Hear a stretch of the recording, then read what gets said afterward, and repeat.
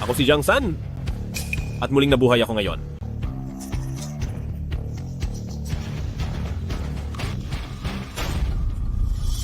Jiang San, inihahatid ko ang pagkain para kay Brother Lee. Pero bakit ikaw ang kumakain niyan? Tama na ang pagkain. Para iyan sa inumin para kay Brother Lee. Itong utusan, kung gusto mong magtrabaho, galingan mo. Kung hindi mo kaya, umalis ka na. Brother Lee, patawad po. Ganito na lang. Kukuha na lang po ako ng bago para sa inyo.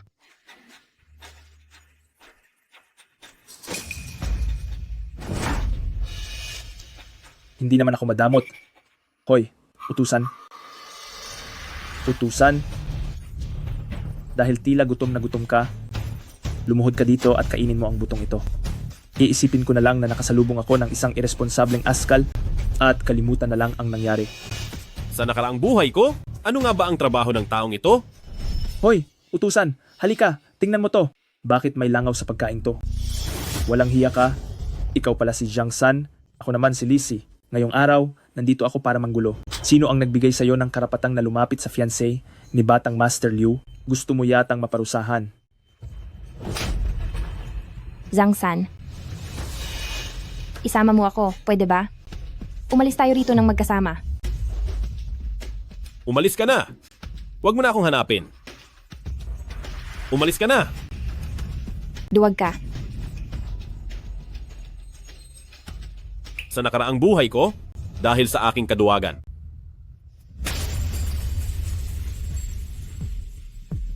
Nabigo ko si Wanwan na naging dahilan ng pagkawala niya sa isang aksidente. Hoy, oy bata.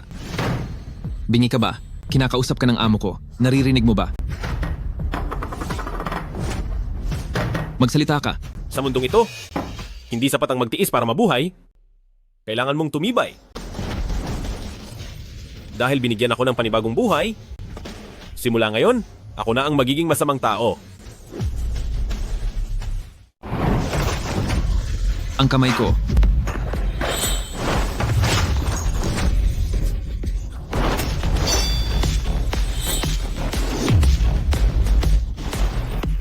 Jiang San, naglakas loob ka talagang lumaban. Alam mo ba kung kanino akong tauhan? Alam ko, aso ka lang ni Liu Zicheng. Dapat pa nga kitang pasalamatan noong nakaraang buhay ko. Kung hindi dahil sa mga asong ito na nanakit sa akin ng husto, hindi sana mangyayari na mula sa matinding hirap ay naging pinuno ako sa ilalim. Yang Master Liu, isang mayamang negosyante si Liu Zicheng sa Jiangcheng. Nakuha mo pang habulin ang fiancé niyang si Murong Wanwan. Alam mo bang kapahamakan ang hinahanap mo? Xiaozang. Xiaozang, ibagsak mo na yan. Brother Lee? Lord Lee, ikakasal na ang girlfriend niya sa ibang lalaki ngayon. Masama lang ang loob niya, kaya siya lumaban sa inyo. Nakikiusap po ako. Maging mapagbigay po sana kayo at pagbigyan na po siya. Pa, tumayo ka riyan. Huwag mo nang pakialaman ang tungkol sa Jiang San na iyan. Wala naman akong pakialam sa kanya.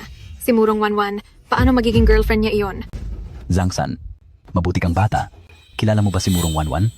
Anak siya ng makapangyarihang pinuno sa Jiangcheng. Hindi ito para sa ating mga simpleng tao na maabot ang katulad nila. Ngayon ay kinalaban mo pa si Lord Lee. Umalis ka na. Kunin mo itong pera, lumayas ka ng Jiangcheng, pumunta ka sa malayong malayo. Jiang San,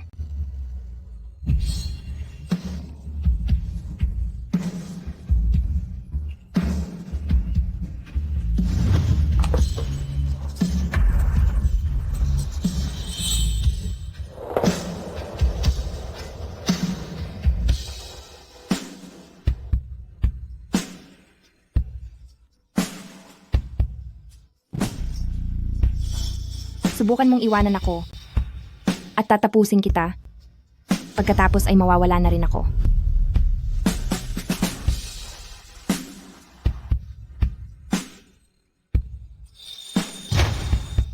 Brother Jiang San, pakasalan mo ako kapag laki mo. Sige.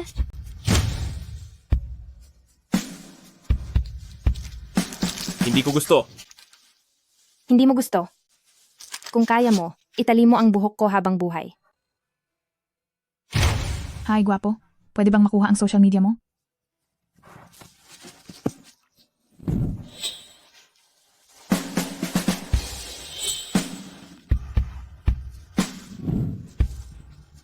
Si Jiang San ay lalaki ko, si Murong Wanwan. Kung hindi kayo kontento, lumapit kayo at harapin ako.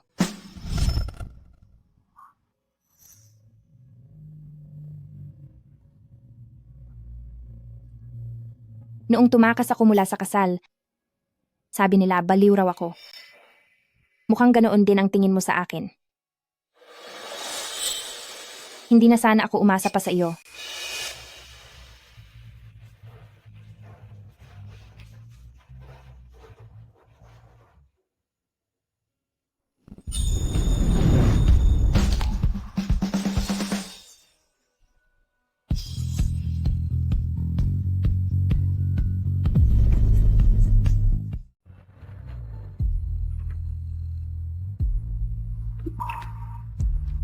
Hindi pa nangyayari ang aksidente. May panahon pa para itama ang lahat. Anong ginagawa mo? Hahalikan kita. Noon nahihiya pa siyang humawak ng kamay. Paano niya nagawang ako'y halikan ng kusa? Zhang San, alam kong napakaunawain ka. Bilisan mo na at magpaalam ka na kina Murong Wanwan at Miss. Kung hindi ka pa aalis, mahuhuli ka na.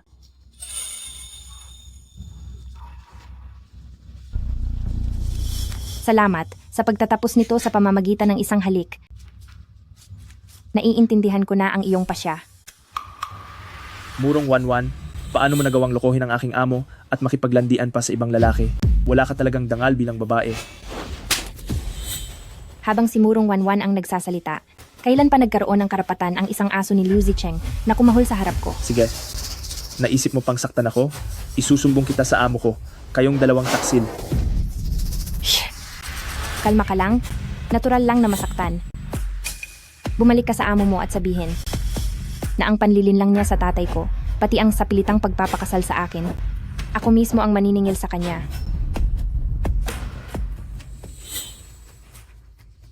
Jiang San, simula ngayon, hindi na kita guguluhin pa.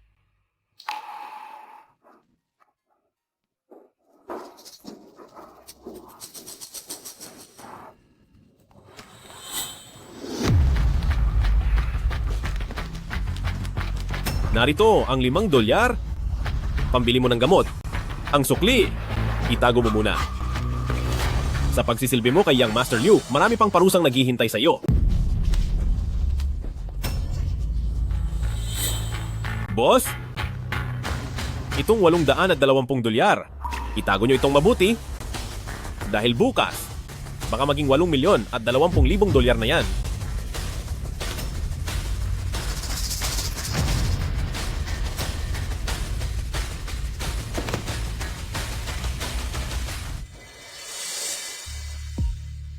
Miss?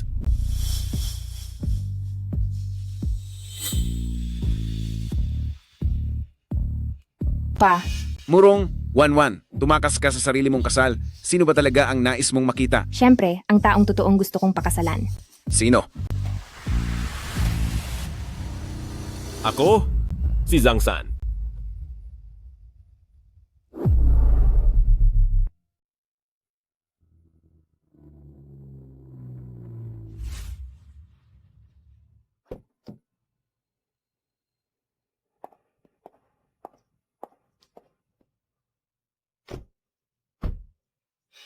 Mamaya, kakausapin ko ng maayos si Papa.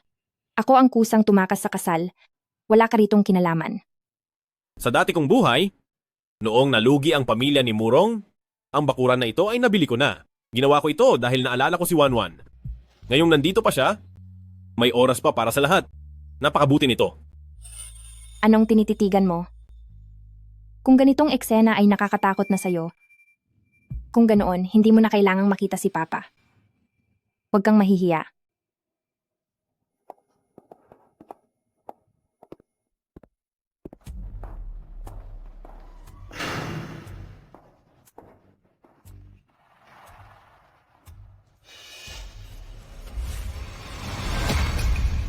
Pa, itututok nyo ang baril nyo sa kaibigan ko. Ganito ba kayo tumanggap ng bisita? Hindi ba't sobrang bastos yan?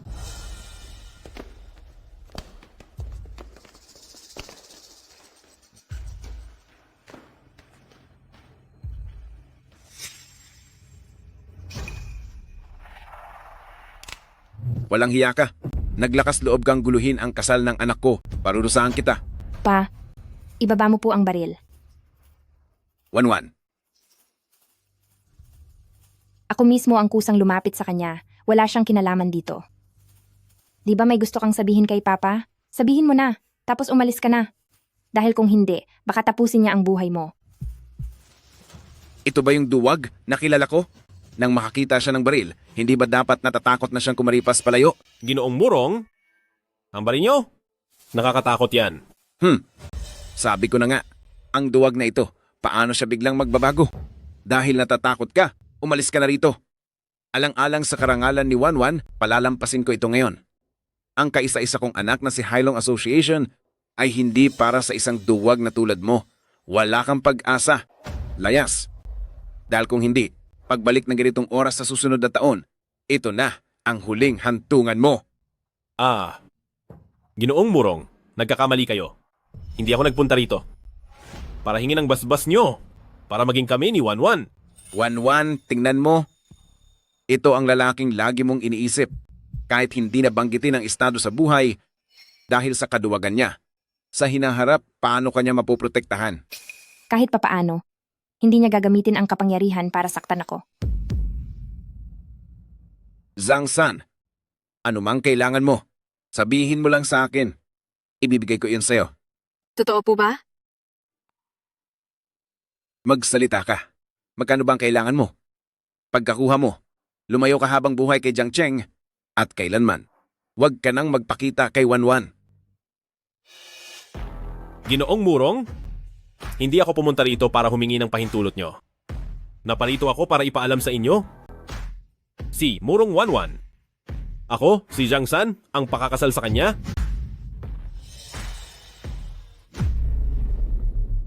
Anong sabi mo?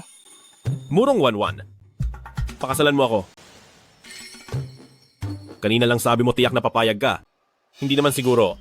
Ganun ba kabilis ang pagsisisi mo? Ang yabang mo. Anong karapatan mo para pangasawahin si Wanwan? Ako si Murong Waiting. Naging pinuno ng underground sa loob ng 20 taon. Gumagawa ng madidilim at mapanganib na negosyo. Ikaw, duwag, natakot sa gulo. Anong karapatan mo? Magsalita ng ganyan sa akin? Ilabas niyo ang taong yan.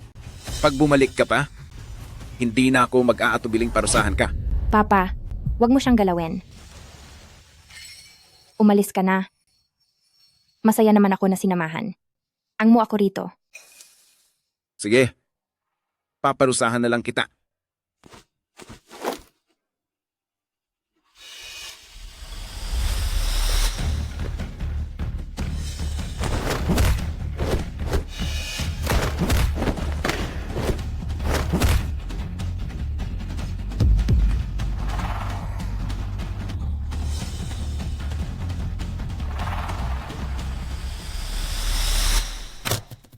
Anong klaseng laruan to? Ang mga bago kong tauhan ko sa trabaho, hindi gumagamit ng ganyang baril. Dahil ba sa kasal ko kaya siya nagkakaganyan? Si Jiang San. Ibang-iba na talaga siya kumpara dati. Bata, nasisiraan ka na ba ng ulo? Patawad po, Ginoong Murong. Dahil nasira ko ang baril mo, babayaran ko ito. Lumabas muna kayo. Itong batang ito na dati ay nilangaw man ay hindi kayang manakit dahil sobrang duwag. Bakit ganito ang nangyari sa kanya? Hoy, bata, sa mundong pinamumunuan ng Jiang Cheng, kakayahan ang labanan at husay sa diskarte. Isa ka lang na waiter sa restaurant. Kung hahayaan mong sumama sa'yo si Wanwan, gugutom lang ba siya sa'yo? Dad, Si Liu Zicheng naman, kahit papaano'y mayaman at makapangyarihan. Ikaw, anong meron ka? Opo, tama po ang sinabi ninyo, Ginoong Murong. Tunay ngang makapangyarihan at mayaman ang pamilyang Liu. Ngunit ang yaman at kapangyarihan, mapasaiyo man yan ngayon, bukas ay tiyak na maaari na rin maging akin. Sino bang di marunong magyabang? Ganito na lang. Si Chen Tianfeng ng South City ay may dating utang sa akin. Hindi naman kalakihan, 50 milyong dolyar lang. Kalahating taon na ang nakalipas. Kung talagang may kakayahan ka, singilin mo yan para sa akin. Si Chen Tianfeng? Dad, sira ang ulo ng Chen Tianfeng na yon. Ang mga tauhan niya ay puro kriminal at walang takot. Kapag pinapunta mo siya roon, hindi ba't parang ipinapahamak mo rin siya? Bakit? Nangangatog ka na ba? Kung hindi mo kayang makuha ang utang na yan, paano mo pa maipaglalaban na maprotektahan mo ang anak ko? Huwag mo na ring bayaran ang baril at umalis ka na. Ang tusong matandang ito, gusto akong gamitin para sa sariling interes. Pero tungkol sa utang ni Chen Tianfeng noon, dapat nang singilin niyon. Murong waiting. Kung di niyo tatanggapin si Zhang San, wag niyo na rin akong ituring na anak ninyo. Mula ngayon, ako si Murong Wanwan. Ang utang na iyan, ako ang hahawak. Wala na bang takot ang batang ito ngayon? O nagbabaka sakali lang? Sige, may tapang ka. Bibigyan kita ng 3 araw. Pagkatapos ng 3 araw, dapat dala mo ang 50 milyong dolyar sa harap ko. Kung hindi, huwag ka nang magpakita kailanman kay Wanwan.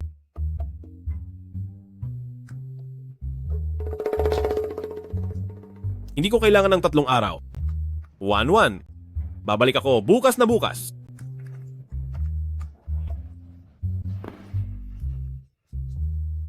Kayo dyan, ihatid si Miss sa kanyang silid. Tuloy po kayo, Ayo Bath Center. Chen Tianfeng o Chen Tianfeng, noong nakaraang buhay, para lang mapasunod ako at gawing kalaguyo mo, muntik mo akong wasakin. Dahil yan ang gusto mo, pagbibigyan kita. Malawak nga ang negosyo ni Chen Tianfeng, pero sa totoo lang ay nakasandal lang siya sa impluensya ni Biaozi para manatili rito sa Jiangcheng. Sa dating buhay ko, sinundan ako ni Biaozi at inilaan niya ang buhay niya ng maraming dekada. Kuya, Biaozi. Sa dating buhay ko, kung hindi lang sa panlilinlang ng iba, hindi sana humantong dito ang lahat. Hayaan na lang. Buti na lang at hindi pa huli ang lahat.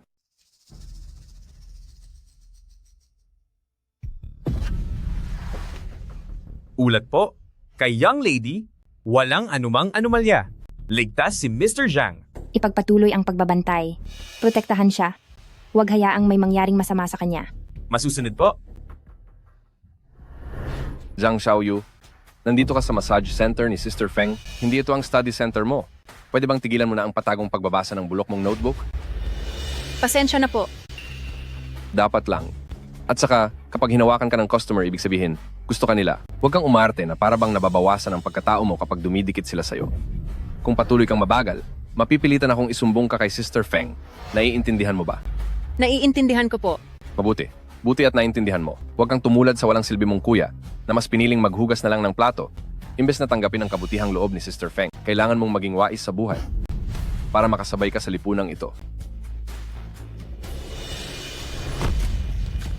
Teka, sino ka ba? Nakikialam ka ba rito? Malapit ka nang kumuha ng exam sa kolehiyo, Zhang Xiaoyu? Bakit ka nandito? Kuya, hindi na ako mag-aaral para hindi ka na mahirapan. Xiaoyu? Hindi nahihirapan si kuya. Basta magtrabaho ng marangal. Siguradong gaganda rin ang buhay natin. Mag-aral kang mabuti. Tungkol naman sa pera, si kuya na ang bahala. Wala kang pakialam sa akin. Hindi ko kailangan ng pera mo. Xiaoyu? Umalis ka na kuya. Wala ka nang pakialam sa buhay ko. Sabi ko na nga, isa ka lang talagang tagahugas ng pinggan. Bakit? Gusto mong ipagtanggol ang kapatid mo. Alamin mo muna kung sino ang binabangga mo bago ka pumunta rito.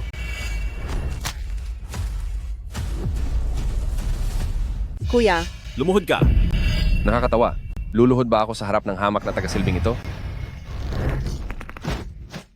Hoy, bata. Kilala mo ba kung sino ako? Hindi mahalaga kung sino ka. Sa loob ng 3 minuto, bubuhatin ka palabas. Pagkaraan ng kalahating oras, sa ospital ka babagsak na may nabaling buto sa isang braso at putol ang isang binti. Pero ang sasabihin mo ay nahulog ka sa hagdan. Dahil kung hindi, kinabukasan makikita ka sa loob ng malamig na morgue. Naintindihan mo ba? Ikaw, anong balak mong gawin? Pananakot? Karahasan? Krimen? Bahala ka kung paano mo iyon intindihin. Boss, pasensya po. Nagkamali po ako. Pakiusap. Patawarin niyo po ako. Pakawalan niyo na ako. Malayo ka pa sa tunay na kasamaan. Magpakatino ka na lang. Ngayon, pansamantala munang hindi mo magagamit ang braso mo. Bilang aral sa'yo. Salamat po. Si Kuya, bakit parang ibang tao na siya?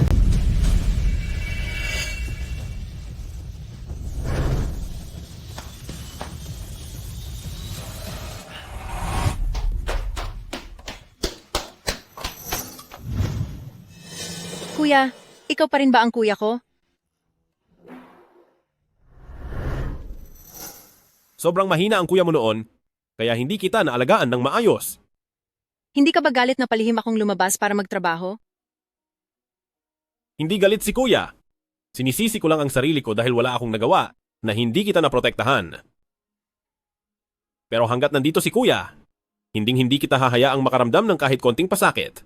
Pag-aaralin pa kita sa ibang bansa. Hindi ba gusto mong pumunta sa Australia? Sige, mangyayari yan. Totoo ba? Sasamahan mo ba ako sa Australia, Kuya? Oo. Pag natapos kong ayusin lahat dito, lilipad na agad tayo roon.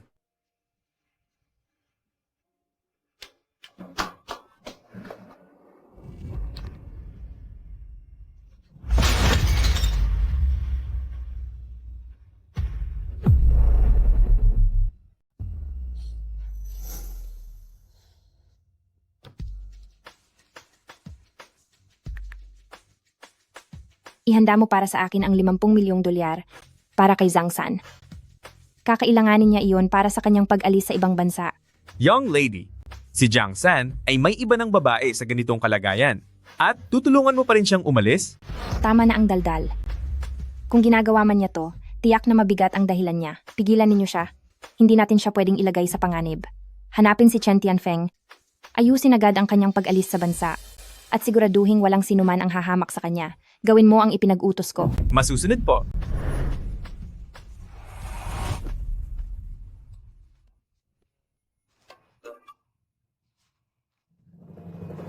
Mamaya, papasok ako para magtrabaho. Dito ka lang, umupo ka at hintayin mo ako. Kuya, pero pambabaeng paliguan ito. Isuot mo ang headphones mo.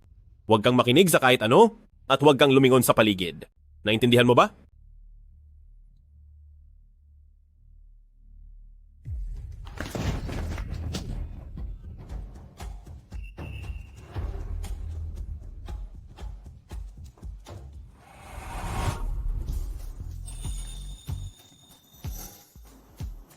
Sister Feng, matagal na tayong hindi nagkita. Talagang kaakit-akit pa rin ang katawan mo. Nako, sino nga ba to? Iyon pala ay ang pinakasikat na matapat na tao sa Jiangcheng, walang iba kundi si Zhang San. Bakit? Tawa ka na bang magsilbi sa lamesa at gusto mong lumapit dito kay ate? Para maghanap ng thrill?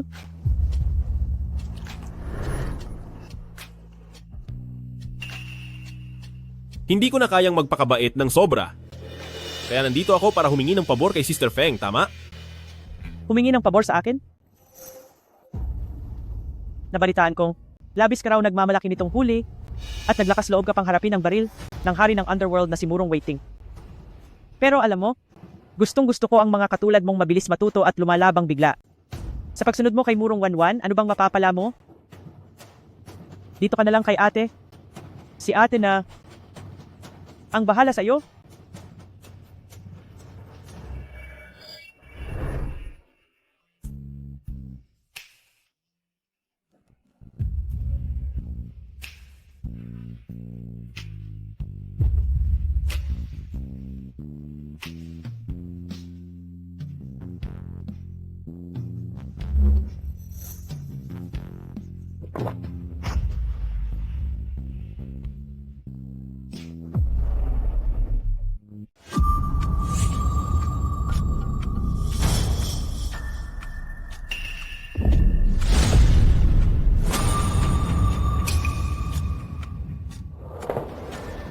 Nasubukan mo na ba? Gusto mo bang makipaglaro kay ate? Sige. Isang laban, 50 milyong dolyar. Pera lang ba?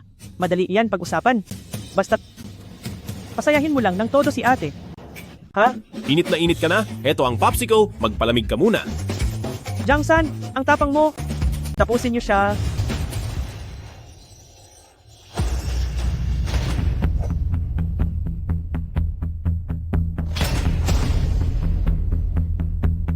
Sa nakaraang buhay, lagi akong binubugbog sa underground arena. Ngayon, sa wakas, makukuha ko na ang interes na sisingilin ko.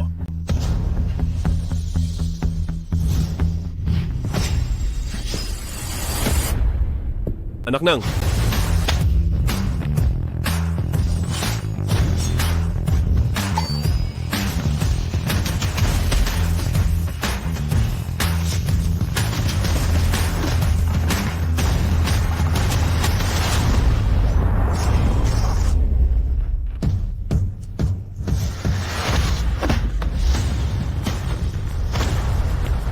huwag na tayong magsayang ng oras. Sabay-sabay na kayong humarap.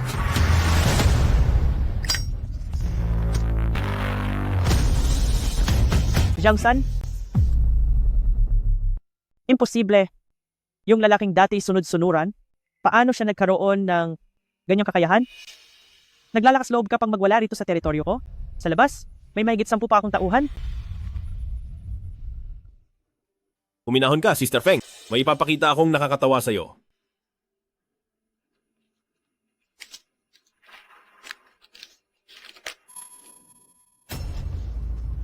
Kontrata ng utang ng pamilyang Murong. Bakit nasa iyo to? Naglilingkod ka rin kay Biaozi. At alam nating siya at ang pamilyang Murong ay mortal na magkaaway. Tungkol sa pangungutang mo sa pamilyang Murong. Hindi ba niya alam yon? Ayokong makisawsaw sa usapan nyo. Pero yung pagkakautang mo sa pamilyang Murong na 50 milyong dolyar na di mo pa nababayaran, pati ako madadamay. Kapag ang kontratang ito, mapunta sa mga kamay niya. Lalo na't mainit pa ulo noon. Hi. Huwag mo akong tinatakot. Sino ka ba? Para kilala mo si Zhao Debiao? Sige, pustahan tayo. Huwag.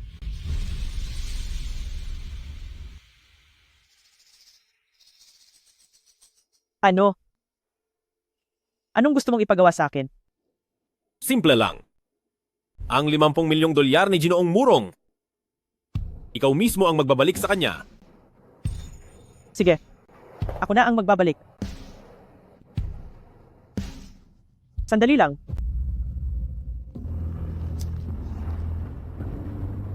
Meron ditong 2 milyong dolyar. Regalo ko po sa inyo. Huwag niyo itong ibabalita kay Brother Zhao. Kapag ginawa nyo, siguradong hindi na ako makakalusot pa. Galing mo. Talaga.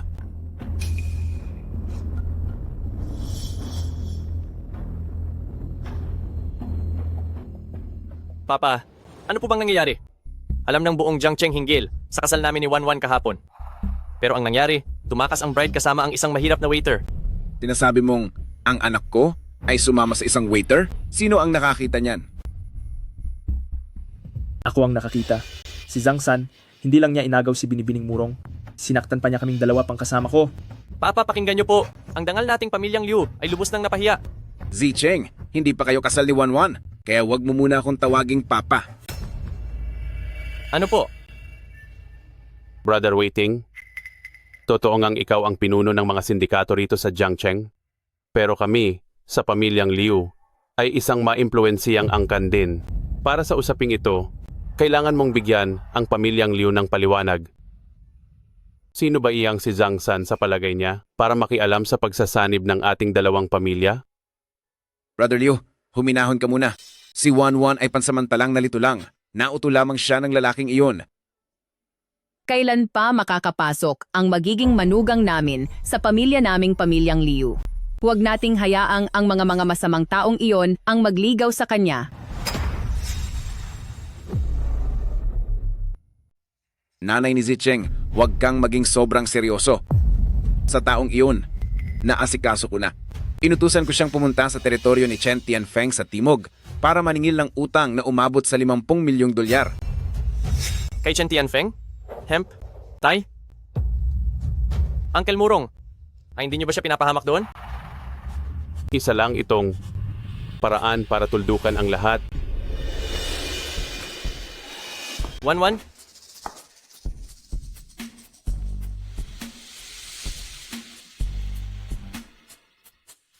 Uncle Murong, palagay ko, ang kasunduan sa kasal ng ating mga pamilya, dapat nang ipagpatuloy agad para wala nang kung sino-sinong hamak na tao ang makikialam sa pagbubuklod ng ating mga pamilya.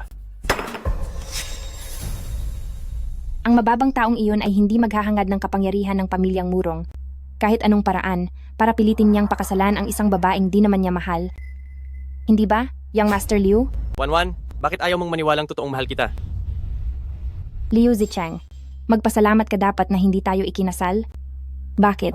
Dahil kung nagkataon, hindi ka na sana dito ngayon, kundi matatagpuang nawala sa mismong araw ng kasal. Bilang isang misteryosong pagkawala. Tay, 1-1, iisang pamilya lang kayo ni Zicheng, kaya di mo kailangang manakot ng iba dahil lang sa isang tagalabas. Tama yan? Narinig ko na. Yung waiter na iyon pumunta raw siya sa teritoryo ni Chen Tianfeng. Sa ganung lugar, makakaalis pa ba siyang buhay? Marahil, sa mga oras na to, baka nasa ilog na ang bangkay niya. 1-1, bitawan mo na yan at sundin mo na lang ang pagpapakasal kay Zicheng. Iyan ang tama. Murong 1-1, huwag mong akalaing di ko alam kung anong uri ng taong si Zhang San. Isa lang siyang duwag na ang alam lang ay magtago sa likod ng mga babae. Walang pera, walang kapangyarihan. Ano ang ipanglalaban niya sa akin? 1-1. Kahapon, pumunta si Zhang San kay Chen Tianfeng at dahil sa pagpunta niyang iyon sa lugar na alam niyang kapahamakan, huwag mo na siyang hintayin. Hindi ko na nga siya kailangang hintayin pa. Zhang San, sumama ka nang pumunta sa Australia kasama niya. Baka habang buhay ka nang hindi nababalik. 1-1, narito na muli ako, si Zhang San.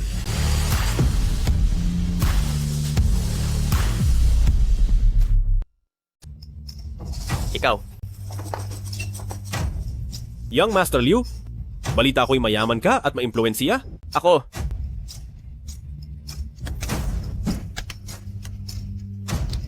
Anong balak mo? Teka. Ikaw. Ginoong Murong, natupad ko na po ang utos ninyo. Ang hinihingi ninyong 50 milyong dolyar, ni sentimo'y walang bawas. Nabawi ko na po para sa inyo. Buksan ang baul.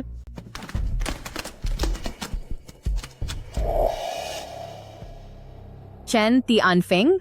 Si Zhao Debiao, mula sa Timog, ay palaging kasalungat ng Hailong Association. Hindi ba si Chen Tianfeng ang tauhan ng Zhao Debiao? Paanong siya mismo ang magdadala ng pera? Ginoong Murong, yung dati na hiniram naming 50 milyong dolyar, nandito na pong buo. Kasalanan po ito ng mga tauhan ko na di nagpaalala kaya naantala ng ilang buwan ang bayad ko. Naway pagbigyan nyo kami. At huwag kayong magalit. Sobrang galang ninyo. Kakaunti lang naman ang ilang 10 milyong dolyar, kaya normal lang na magkaroon ng kapalpakan minsan-minsan. Zhang San, tingnan mo, kumpleto na ang bayad, ang kontrata.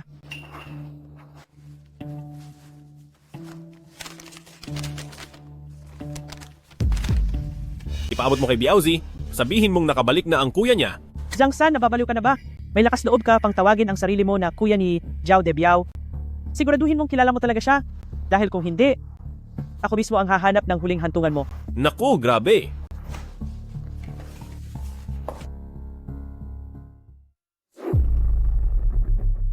Sobra na to. Talagang mali na to. Balae, pababayaan mo na lang ba ang ganitong isang hamak na basag ulo na mapahiya tayo pati ang pamilyang Liu at ipahiya pa ang magiging manugang mo? Kuya Waiting, dahil sa nangyari ngayon, nararapat na ang taong ito'y panagutin. Kung hindi, saan ilulugar ang dangal ng pamilyang Liu? Sa mundo ng negosyo sa Jiangcheng, ano ang sasabihin ng mga tao tungkol sa ating dalawang pamilya? Kuya Liu, usapin ito ng mga bata. Hayaan mo sila ang mag-ayos niyan. Kapag tayo, mga nakatatanda, ang nakialam, hindi na ito maganda sa paningin. Kuya Waiting.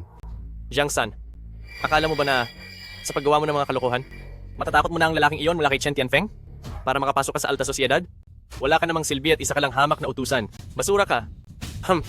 Si Murong 1-1 ay pansamantala ka lang niyang kinatuwaan ginawa ka lang niyang laruan. Kapag magsawa na siya sa'yo, kahit ang pagpapahid ng kanyang sapatos ay hindi ka pa rin karapat-dapat.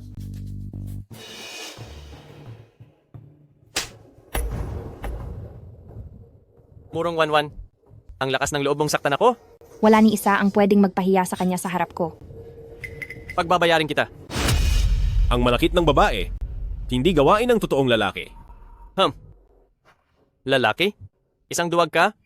May gana ka pang tawaging sarili mo'y lalaki. Jiang-san, tandaan mo, ang kagaya mong nagaling sa mababang antas at mahina ay talaga namang katawa-tawa. Ni wala kang tapang lumaban. Ano pa ba ang kaya mong gawin? Hindi ako nakikipagbakbakan. Bakit hindi na lang tayo mahinahong mag-usap para magkaunawaan? Anong usapan? Sa mundong ito, walang gaanong puwang para sa katwiran. Wala ka namang pinag-aralan, isa kang bahagbuntot. Sige, subukan mo akong saktan. Gawin mo kung matapang ka. Walang kwenta. Ha ha ha. Ngayong araw, ipapakita ko sa'yo kung ano ang tunay na ibig sabihin ng pagiging lalaki.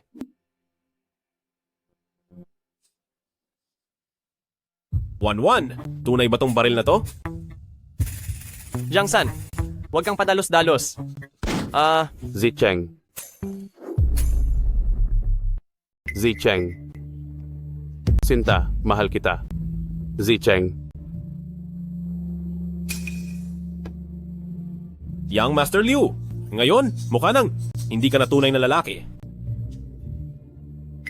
Ano? Anong balak mo ngayon?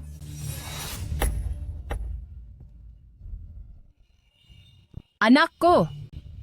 Anak! Anak ko! Murong waiting. Manonood ka na lang ba? Sige. Ang husay mo, Hailong Association. Talagang mahusay ka, Murong Waiting. Pinabayaan mong maghasik ng gulo ang kriminal na to. Binastos ang pamilya ko. At sinaktan ang kaisa-isa kong anak. Lahat ng ito, hinding-hindi ito malilimutan ng pamilyang Liu. Umalis na tayo. Dali.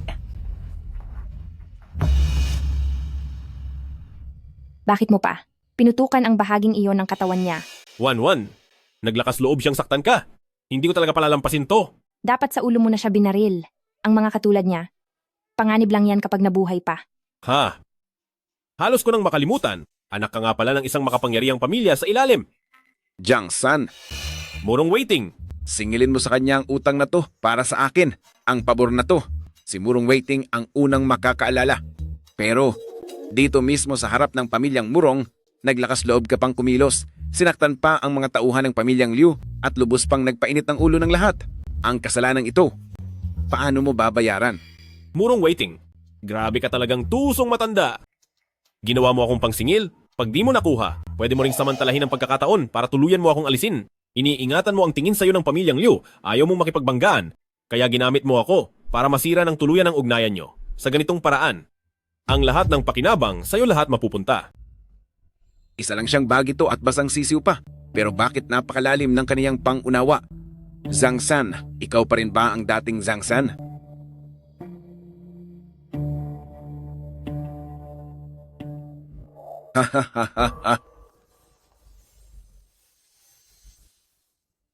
Talagang matalino kang bata.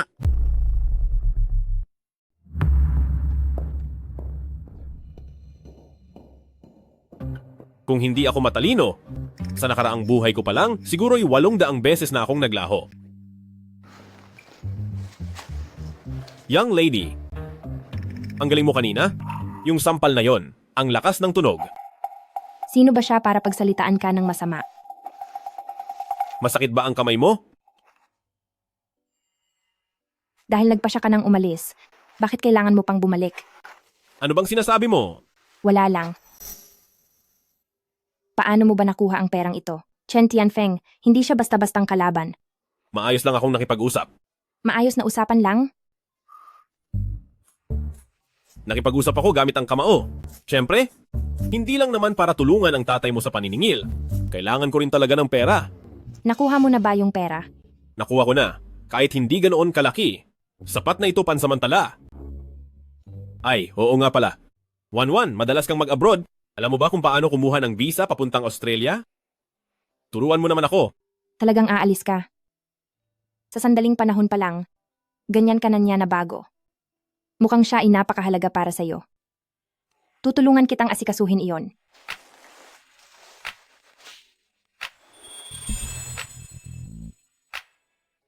Ang sarap sanang halikan ng mga labing ito.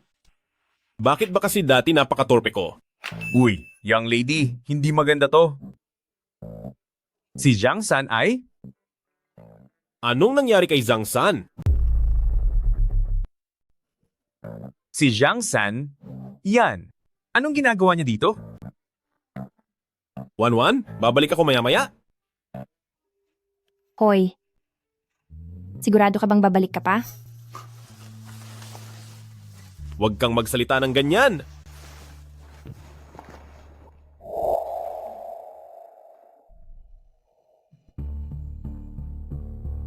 Sana pinigilan niyo si Jiang San at pinalayas niyo siya palabas ng bansa. Anong nangyayari ngayon? Binibini? Sanay, napigilan namin siya. Pero sinong mag-iisip?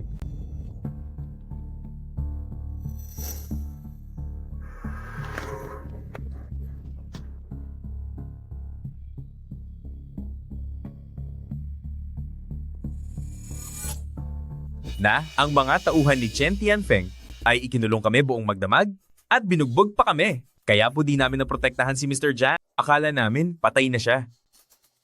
Umalis kayo. Opo. Brother Biao, tikman ninyo muna. Ang bagong dating naming paninda. Narinig ko po na gusto ninyo ang ganitong timpla. Anong kailangan mo? Brother Biao, kahapon may isang lalaki na nag-eskandalo sa bathhouse natin. Sobrang lupit ng galaw niya. Yung 6 kong tauhan, hindi man tumagal ng 3 minuto laban sa kanya. Fengar, itinalaga kitang mamahala rito? Kung maging ganito kaliit-liit na bagay ipapasa mo pa sa akin? Ano pang silbi mo sa akin? Ha? Hindi po ganon, Brother Biao. Ang totoo niyan, sobrang hambog ng taong iyon.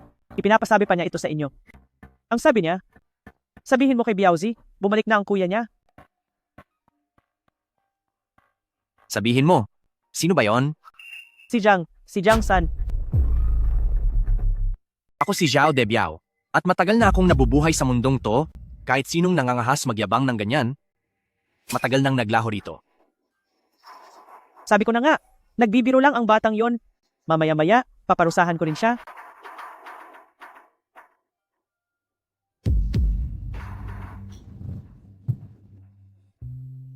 Brother Biao, yung perang ipinadala natin noong nakaraang buwan, bumalik na naman sa atin. Ayaw pa rin niya itong tanggapin. Sobrang tigas talaga ng ulo niya. Sino ba siya? Sinong mangangahas tumanggi sa pera ni Brother Biao? Isang mabuting tao. Noong araw, nang mahulog ako sa lawa at muntik ng malunod, siya ang sumagip sa akin, pati pinag-aral pa niya ako. Kahit siya mismo kumikita lang ng kakaunting barya, palagi niya pa rin akong pinapayuhan na maging mabuti. Pero sa mundong to, ang mga tapat, mahirap mabuhay.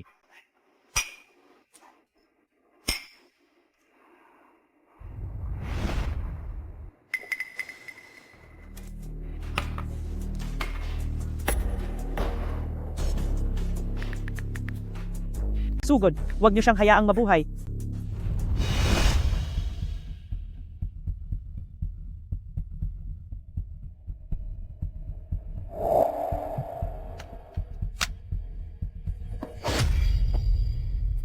Ako ba ang hinahanap mo? Master San, sumusunod lang ako sa utos. Sabihin mo sa akin, nasaan si Chen Tianfeng? Sige po. Ha ha ha. Ha ha ha. Mahal kong ate, may sasabihin ako sa'yo. Sabi ng tito ko, pag kumita ng husto ang negosyong ito, bibilhan niya ako ng pinakabagong modelo ng sports car. Pagdating ng araw, sa loob ng kotse, mag-enjoy tayo. Ha ha ha. Brother Gia, bakit sobrang bait ng tito mo? Ewan ko rin. Marahil kasi sobrang husay ni Brother G. Yung tunay na anak ng matandang yon, malamang nandoon sa kung anong mumurahing restoran at naghuhugas lang ng pinggan. Pero yung matanda, wala nang pakialam sa kanya. Ha ha ha. Tagay na.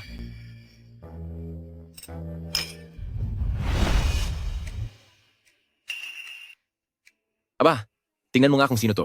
Usap-usapan si Cao Cao. Ayan, at dumating na siya. Hindi ba ito ang mabait kong kuya? Si Jiang San? Bakit? Pagod ka na bang maghugas ng pinggan? Kaya nandito ka para masilayan ang tunay na mundo?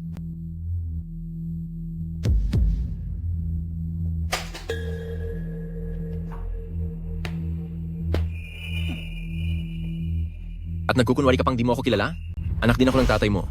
Kahit sa apelyido lang at bilang nakababatang kapatid mo, hindi ka man lang marunong bumati. Tama nga sila, kapag lumaki ka nang walang gumagabay sa'yo, talagang wala kang modo. Aha, kuya kong mahal. Wala na ang nanay mo. At pati ang tatay mo. Ginamit ang nakuha niyang pera para muling magpakasal, para pag-aralin ako, at bilhan ng kotse at bahay. Alam mo ba kung bakit? Dahil sa paningin ng tatay mo, na ikaw at ang hamak mong kapatid ay nararapat lamang na magsilbi at maghugas ng paa ng iba. Samantalang ang isang ulirang anak na tulad ko, ang bukod tanging nakapagdadala sa kaniya ng dangal. Sana'y hinayaan na lang kitang ilang araw pa. Ikaw, hindi ba gusto mo talagang maglingkod sa iba? Lumapit ka. Lumuhod ka. Lagyan mo ng alak ang baso ng nobya ko at tawagan mo si Conquer. Pagkatapos, palalayasin na kita. Oh, kita mo? Tama ako. Kahit magkaroon ka ng sobrang tapang, hindi mo pa rin ako kayang saktan. Ikaw, diyan ka lang sa loob ng kusina, bilang katulong. Maghugas ng pinggan, at kapag nalinis na, punasan mo pa ng paulit-ulit. Walang hiya ka! Ah.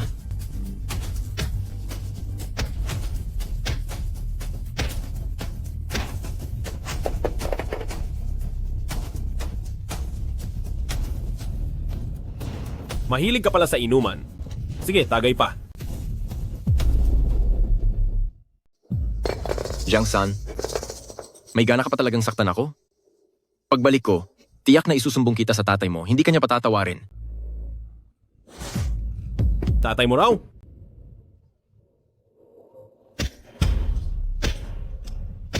Kuya, nagkamali ako. Kuya, patawarin mo ako. Tama na po, nagkamali ako. Tulong. Tama na, nagsisisi na ako.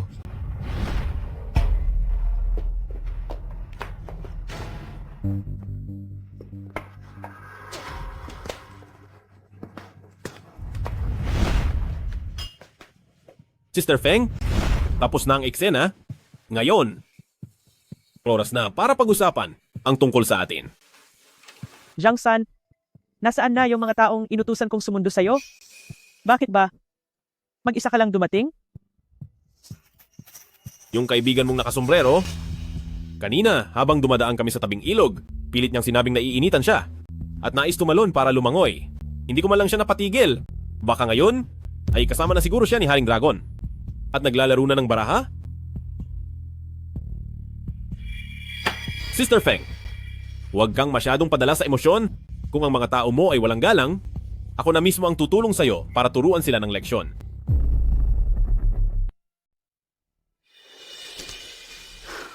Jiang-san, huwag mong akalaing dahil marunong kang makipaglaban, magaling ka na. Nandito tayo sa Jiangcheng. Kinulo mo ang mga tao ko. Hindi ka palalagpasin ni Zhao de Biao? Yung ipinapasabi ko kay Biaozi, nasabi mo ba sa kanya? Huwag ka nang magkunwari, Jiang-san, ni hindi nga niya kilala ang gaya mo. Kung lalabanan mo ako, tiyak lang na mapaparusahan ka.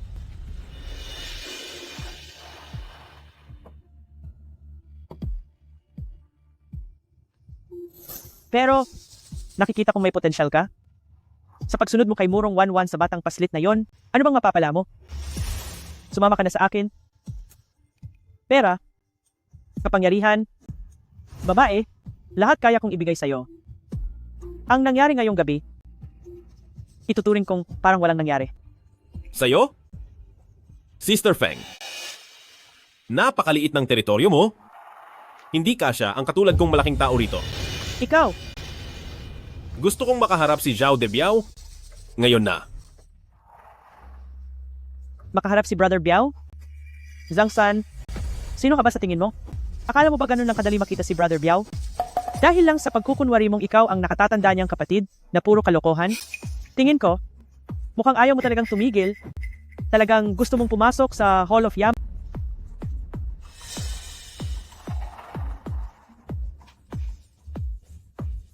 Sigurado ka bang nais mo talaga siyang makita?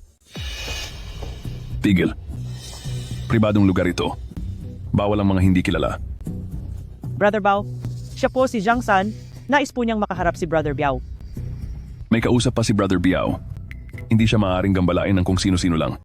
Lumayas.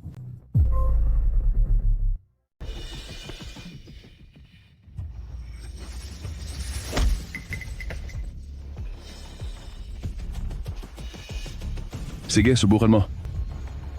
Puntahan si Zhao de Biao at sabihin, nandito na si Jiang San. Brother Bao, o baka naman, hayaan mo na lang silang magkita para na rin pagtupad sa huli niyang hiling bago siya mawala. Sister Feng, alam mo naman kung anong ugali ni Brother Biao. Pag pinapasok ko siya, sagot ba natin ang mangyayari? Baozi, hindi ba?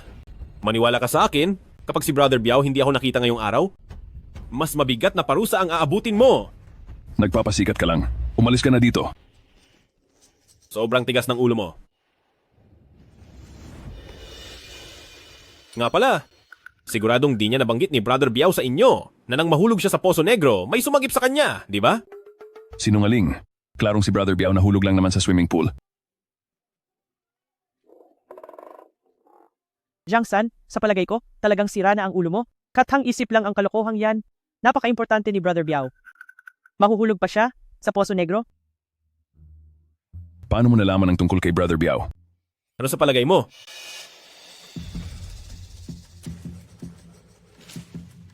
Anong nangyari sa inyo sa labas? Ang ingay nyo? Wala ba kayong naririnig? Kinakausap ko kayo. Ikaw. Boss. Kuya. Kuya. Sa wakas, nagpakita ka rin. Sige, tama na. Sumasabit na ang sipon mo sa akin. Ayos ka rin, Biaozi. Mukhang umasenso ka na ngayon para lang makita ka. Ang dami pang kailangang pagdaanan. Sinong nag-utos sa inyo na saktan ang kuya ko? Brother Biao, hindi ko po alam na siya pala talaga ang kuya ninyo. Si Sister Feng po. Ang sabi ni Sister Feng, may manggugulo raw dito. Nagkukunwari raw na kuya ninyo. Pagkakamali lang po. Nagkamali lang po kami. Brother Biao. Kasi si Jiang San, hindi pala siya. Kasi si Master San, sobrang galing makipaglaban si Master San. Kaya natakot akong baka kayo masaktan.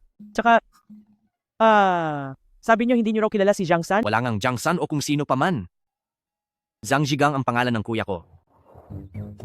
Nakalimutan mo na?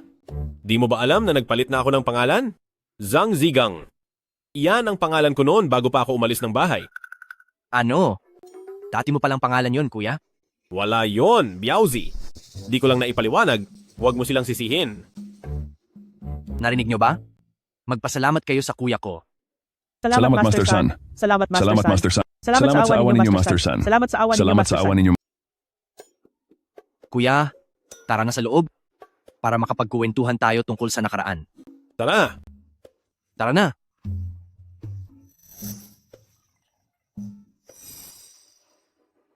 Kuya, nitong mga nakaraang taon, lagi kitang pinapadalhan ng pera, pero ayaw mo namang tanggapin. Akala ko tuloy. Galit ka sa, hindi kasi ako nakinig sa'yo, at lumihis ako sa tamang landas, at ayaw mo na akong makita. Biaozi, mabuti na lang at hindi ka. Hindi nakinig sa akin noon. Ang mabubuting tao, madalas hindi na nakakaalpas sa mundong ito. Kuya, mayroon bang nangaapi sa'yo? Sabi mo lang sa akin, at siguradong papanagutin ko silang lahat. Noon, maraming tao ang nangaapi sa akin, ngunit, hindi na ito mauulit. Siyempre, nandito ako, si Zhao de Biao. Tingnan ko lang kung sino ang maglalakas loob na humawak kahit isang daliri mo, Big Brother. Mula ngayon, bilang magkapatid na magkakasama, ang buong kabilang bahagi sa timog ng lungsod ay magiging atin na. Biaozi, hindi lang timog ng lungsod ang gusto ko. Big Brother? Anong ibig mong sabihin? Para maprotektahan si Wanwan at mapangalagaan si Xiaoyu, pati na si Biaozi, ang buong kapangyarihan sa Jiangcheng, maging sa gobyerno o sa lansangan, simula ngayon, ay mapapasakamay na ng pamilyang Jiang. Tama. Okay. Big Brother. Kahit saan ka man magpunta, ako, si Zhao de Biao, ang susunod sa'yo. Gaano man ito kadelikado, ibigay mo lang ang utos.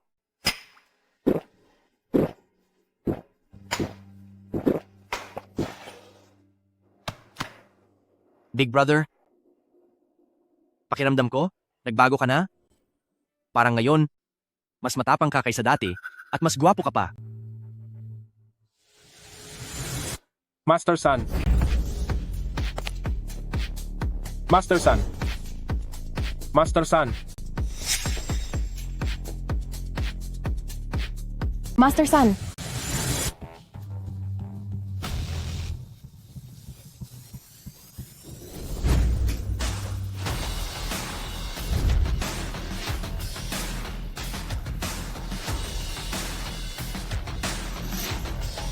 Master San.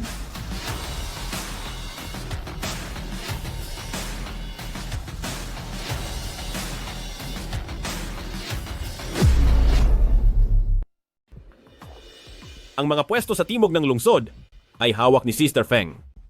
Samantalang ang linya ng lohistika sa Hilaga, Baozi, ikaw na ang bahala rito. Sa loob ng isang buwan lang, kailangan kong makita. Tumaas ang kita ng 30% at bumaba ang gastos ng 50%.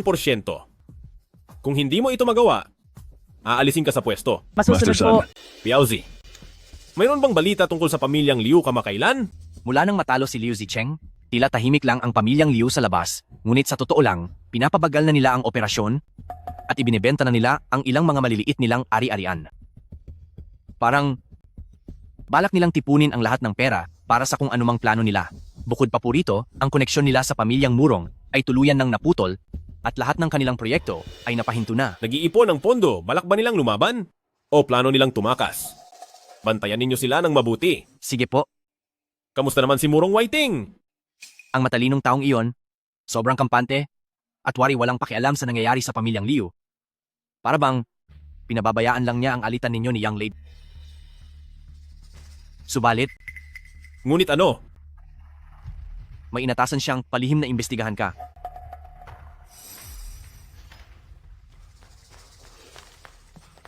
Sir, natagpuan na namin. Sa mga nagdaang araw, laging kasama ni Jiang San, si Zhao Debiao. Madalas silang nakikitang naglilibot sa timog ng lungsod. Bukod pa riyan, Sabihin mo pa. lahat ng lihim na negosyo ni Zhao Debiao ay mabilis niyang ibinebenta para maging pera, pati ang ilang pasugalan at mga club ay palihim na iniaalok para ibenta. Batay sa ulat ng aming espiya, Zhao Debiao ay gumagamit ng lihim na mga ruta para maglipat ng pera. Napakalaki ang halagang ito. Mayroon pa bang iba? Kasalukuyang inaasikaso ni Jiang San ang agarang pasaporte papuntang Australia.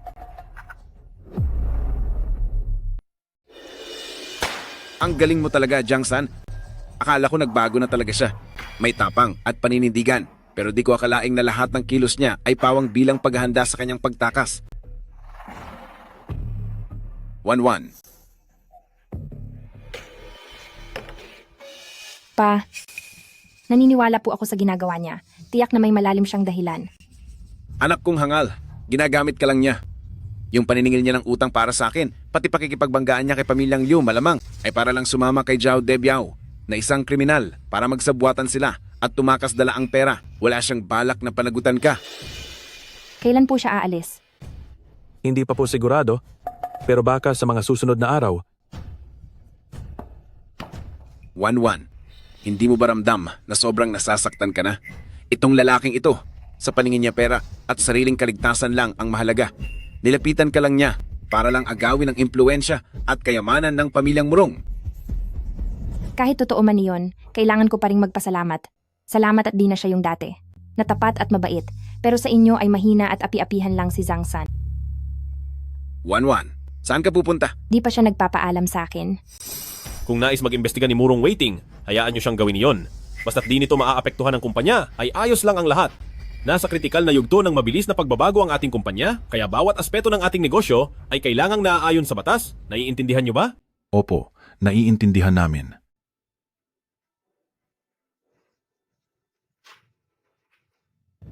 Xiaoyu, anong nangyari? Kuya, pwede ka bang bumalik muna? Bumalik ako para kunin ang record ng pamilya.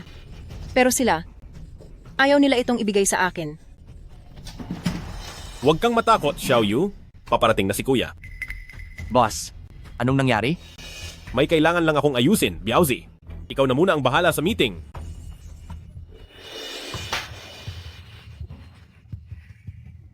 Ang kapal ng mukha mo. Nangahas ka pang bumalik dito para magnakaw. Sinasabi ko sa'yo, akin ang bahay na ito. Lahat ng nandito ay pag-aari ko. Yung iniwan ng yumaong nanay mo, matagal ko nang ginastos. Gusto mo pang kunin ang record ng pamilya? Ano balak mong gawin diyan? Hindi kaya balak mong ilipat iyon palihim sa pangalan mo? Hindi kailanman mangyayari yan. Tingnan pa natin kung ano pa ang tinangay mo. Ibigay mo. Tama na. Ibigay mo na sa kanyang record ng pamilya. Zhang Yongchang, wala ka talagang silbi. Wala kang karapatang magsalita rito.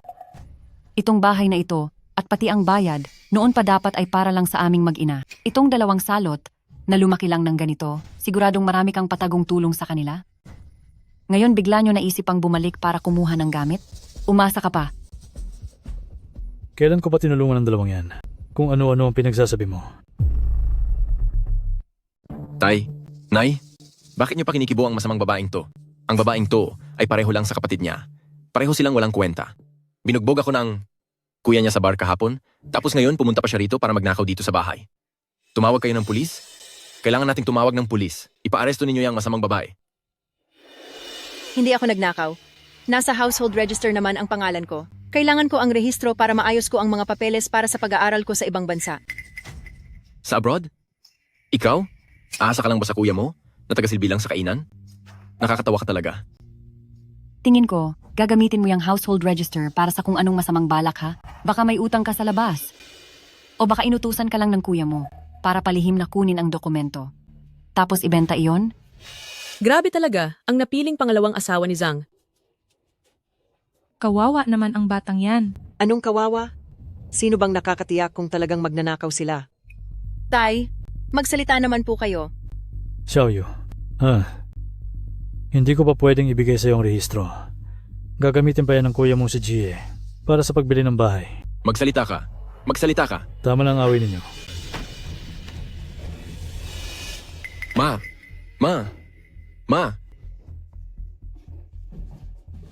Kuya? Masakit ba? Sino ang may gawa nito sa'yo? Andito na si Jigang. Kunin mo na ang kapatid mo at lumayas na kayo. Simula ngayon, huwag na kayong babalik dito sa bahay namin. Sabihin nyo, sino ba ang nanakit sa kanya? Jiang-san, nakabalik ka pa talaga rito sa bahay. Ma, siya po ang sumuntok sa akin kahapon. Ang sakit po. Jiang-san, umalis na kayo kasama ang kapatid mo. Kung bumalik pa kayo sa bahay namin, tatawag talaga ako ng pulis. Zhang Yongchang? Papanoorin mo lang ba habang sinasaktan ng sarili mong anak? Ganun ba? Zigang, bakit ganyan ka makipag-usap sa ama mo? Noon na may hindi ka ganyan tumugon. Ang mama mo ay nabitawan lang ang salita. Wala na ang nanay ko. At isa pa, hindi kita itinuturing na tatay. Nakakadiri. Zhang-san, ikaw ba ang nag-utos sa kapatid mo na bumalik dito para magnakaw? Kayong magkapatid, pareho kayong walang kwenta. Para lang ito sa pamilya Jiang, para maturuan siya ng leksyon. Karapat-dapat lang yon, hindi ba? Ma! Itong sampal na ito ay panimulang bayad pa lang. Ikaw, anong nangyayari sa batang to? Noon tuwing makita ko, takot na takot siya. Lumayas. Tinuring ko pa naman kayong tunay na mga anak pero wala kayong utang na loob. Kailan mo ba kami itinuring na anak? Simula nang pumanaw ang nanay namin sa trabaho, tumigil sa pag-aaral ang kuya ko para magtrabaho. Lahat ng nagastos para sa pag-aaral ko mula elementarya hanggang high school, pinagtrabahuhan ng kuya ko tuwing Sabado't Linggo sa pangangalakal, pati pagbubuhat sa construction site. Piso-piso niyang inipon lahat ng iyon. May naitulong ba kayong kahit 1 sentimos? Ni minsan, wala. Sino ka ba sa tingin mo? Bakit kita kailangang bigyan ng pera? Zhang Xiaoyu, humingi ka agad ng paumanhin sa iyong ina. Siya ang babaeng pinakasalan mo na ginastusan mo gamit. Ang perang nakuha sa pagpanaw ni Mama, ay hindi ko siya nanay. Zhang Zigang, pakawalan mo ako. Bibilang ako ng 3. 2, 1. Talaga bang ayaw mong bumitaw? Gusto mo ba na sa harapan ng lahat nating kapitbahay, parusahan kita ng todo? 3, 2... Zhang-san, totoo bang sinasaktan mo ang iyong ama? Ang kapal ng mukha mo. Pakawalan mo siya ngayon din. Bitawan mo.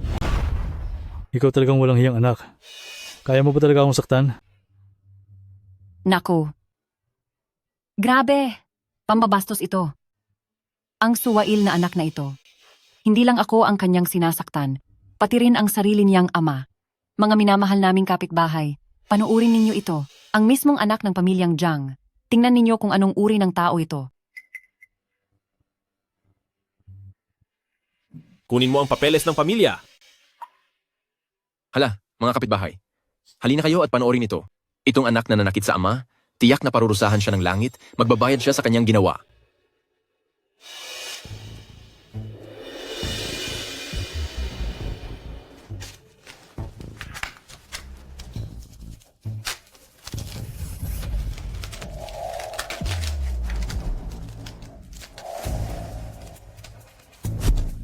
Mula ngayon, ang tala ni Zhang Xiaoyu, ako na ang bahala sa paglipat nito palabas, at siya rito sa pamilyang ito ay wala nang anumang kaugnayan kailanman.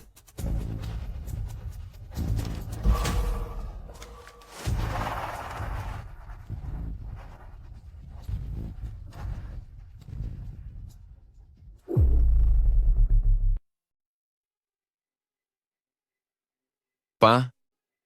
Ma? Tingnan niyo to. Mag-aaral daw si Zhang Xiaoyu sa ibang bansa. Saan kaya siya kumuha ng pera? Baka naman galing yan sa trabaho ni Jigang. Kalokohan.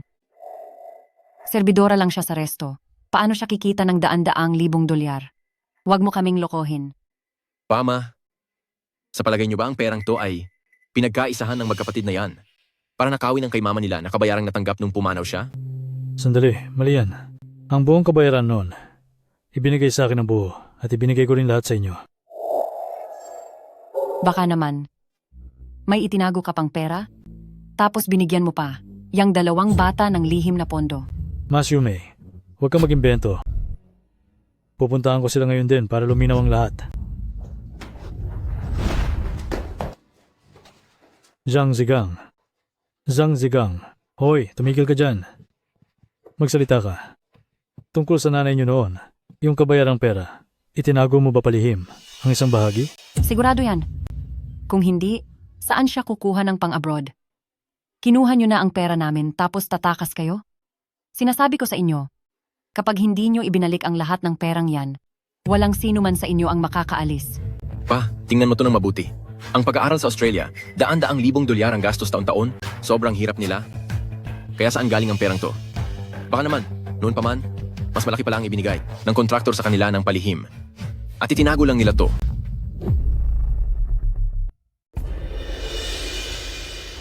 Nagsisinungaling kayo. Ang pera ng kuya ko ay sarili niyang pinaghirapan. Pinaghirapan. Siya na isang tagapagsilbi sa restauran. Kumikita lang ng mahigit $100 sa isang araw. Tapos daan-daang libong dolyar? Gaano naman kaya siya katagal bago kumita niyon? Tama. Zigang, nagkamali ang tatay sa inyo noon. Pero ang perang ito, hindi ito maliit na bagay. Iyan ang perang nakuha mula sa aksidente ng nanay mo. Dahil sa katuwiran, sa pamilya natin ang perang yon. Kung kinuha mo talaga yon, ilabas mo na. Magkakapamilya pa rin naman tayo, hindi ba? Magkakapamilya? Jiang Yongqiang. Nang wala na si mama, nakatanggap ng 800 at 20,000 dolyar na bayad pinsala. 3 araw matapos mong makuha ang pera, pinakasalan mo agad si Ma Xiumei. Ibinili mo pa ng kotse ang anak niya at ibinili mo pa ng bahay. Samantalang kami ni Xiaoyu, napilitang tumira sa isang pawang butas-butas at sira-sirang paupahan. Nung kahit makapal na kumot man lang ay wala kami tuwing taglamig. Bakit hindi mo naisip na magkakapamilya pala tayo? Ito namang si Jiang Yongqiang ay walang hiyang tao talaga. Grabe naman, pinabayaan ang sariling anak para lang buhayin ang anak ng iba. Totoo iyan. Ang tatay na ganyan, parurusahan din ng langit balang araw. Ano naman ngayon? Anak ka niya? At obligasyon mong buhayin ang tatay mo. Dapat lang nagastusin namin ang perang iyon. Ngayong mayabang ka na dahil may pera ka na?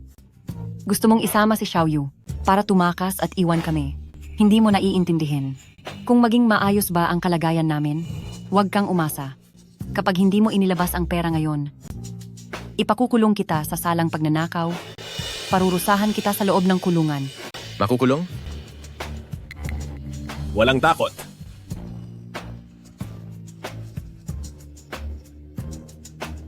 Biaozi. Magdala ng mga tao sa Tuanji Exingkun. Hindi kailangan ng marami, 20 tao lang ay sapat na. 20 tao? Baka nagyayabang lang iyan.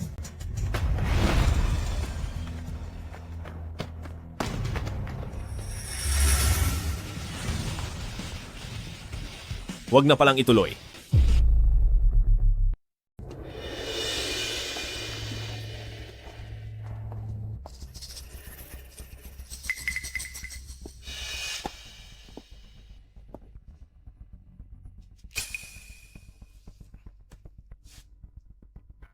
Kanina lang. Sino bang nagsabi na ipapakulong siya? Sino ka ba? Usapang pamilya ito. Hindi dapat pinapakialaman ng kung sino mang di namin kilala. Usapang pamilya? Kapag ginalaw niyo ang mga tao ni Murong Wanwan, hindi na yan basta usapang pamilya. Murong Wanwan.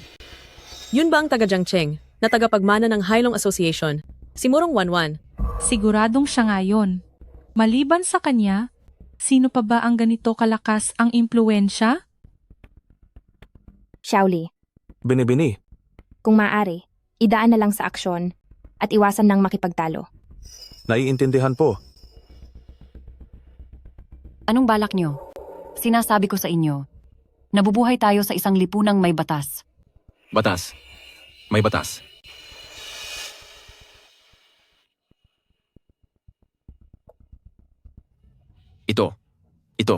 Ito. Batay sa mga probisyon ng Civil Code, ang kompensasyon para sa yumao ay dapat pantay na ibahagi sa mga anak at dapat gamitin para sa kanilang pangkabuhayang pangangailangan. Pinaghihinalaan kayong lumabag dito. Bukod diyan, ayon sa mga tala ng bangko, ang account ni Ji Zhang Yongchang sa nakalipas na 10 taon ay naglipat ng pondong pambayad sa matrikula ni Zhang Xiaoyu na mas mababa sa $300 na itinuturing na mabigat na kaso ng pagkukulang sa suporta sa menor de edad na anak. Isusumite namin ang lahat ng ito ng aming mga abogado sa pulisya at piskalya, kaya makipagtulungan na po kayo. Paano kung ayaw? Ayaw naming sumunod?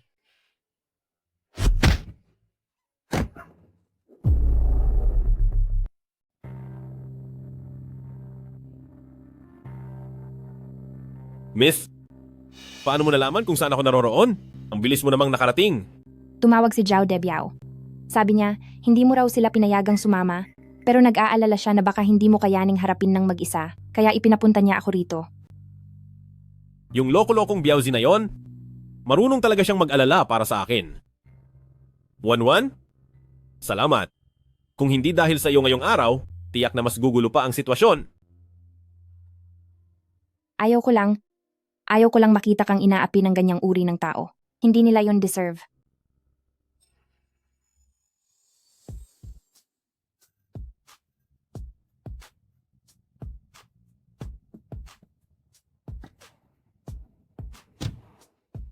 Kuya, nandito na ko. Sige na, pumasok ka na sa klase. Tungkol sa mga papeles mo, aasikasuhin ko yan sa lalong madaling panahon. Ate Murong, salamat po.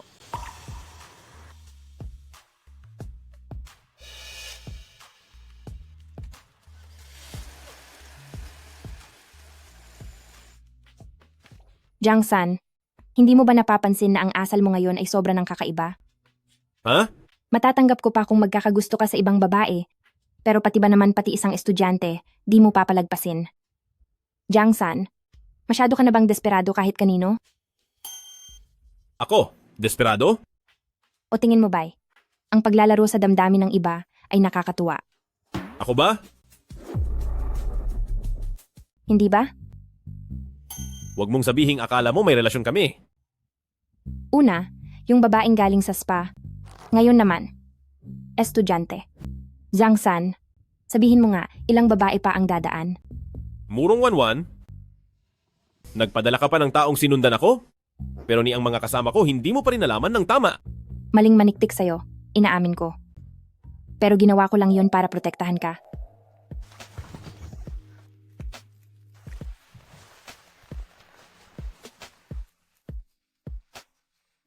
Bakit ba hindi mo man lang nabanggit sa akin na may kapatid ka pala?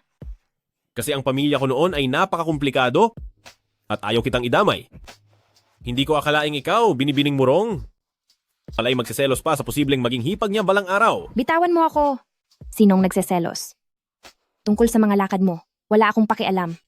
Kung talaga walang pakialam ka, ibig ba nitong sabihin na kapag hinalikan kita, wala rin itong saysay sa'yo?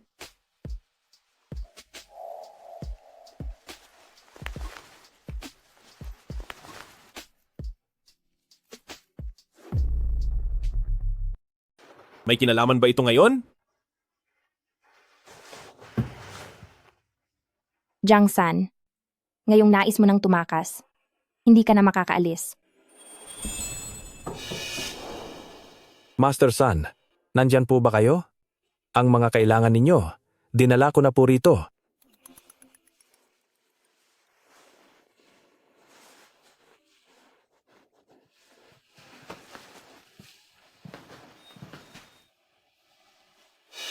Master San, narito po ang para sa inyo at kay Miss Xiaoyu na mabilis ang passport at visa. Ayos na po ang lahat. Sige, salamat sa abala mo. Sir, may nakuha na po kaming kumpirmadong balita. Karamihan sa mga kahinahinalang negosyo sa ilalim ng pangalan ni Zhao Debiao ay kasalukuyang ibinibenta at walang nakaalam kung saan napupunta ang pera. Tama nga po pala. Napag-alaman din namin na si Jiang San at ang kanyang kapatid kakakuha lang ng agarang visa papuntang Australia. Zhao Debiao, nais ba niyang magbagong buhay? Oh, naghahanda na siyang tumakas? Si Zhao Debiao sa Timog, anong relasyon niya kay Jiang San? Balita ko, si Zhang San, para makalapit kay Zhao Debiao, ay gumamit ng iba't ibang paraan para lamang makapasok sa kumpanya ni Zhao Debiao. Ang impluensya ni Zhao Debiao sa Jiang Cheng ay napakalalim na. Hindi siya basta-basta lalayas. Samantala, si Jiang San, dahil binangga niya ang pamilyang Liu natin, kung hindi man siya mapatumba, ay tiyak na parurusahan siya. Siya lang ang nagkukumahog ibenta ang lahat para makatakas. Ibig bang sabihin, balak ba ni Zhang San na itakas ang pera ni Zhao Debiao para makalayo? Si Jiang San, tiyak na si Zhang San yon. Habang kinukumbinsin niya si Zhao Debiao na ibenta ang lahat ng kanyang ari-arian para makakuha ng malaking pera, palihim din siyang naghahanda ng kanyang visa para makaalis ng bansa. Balak niyang itakbo ang buong yaman ni Zhao Debiao. Si Zhao Debiao, malamang wala pang kamalay-malay. Tama si Zicheng. Yang Zhang San na yan ay malinaw na isang tusong salbahe.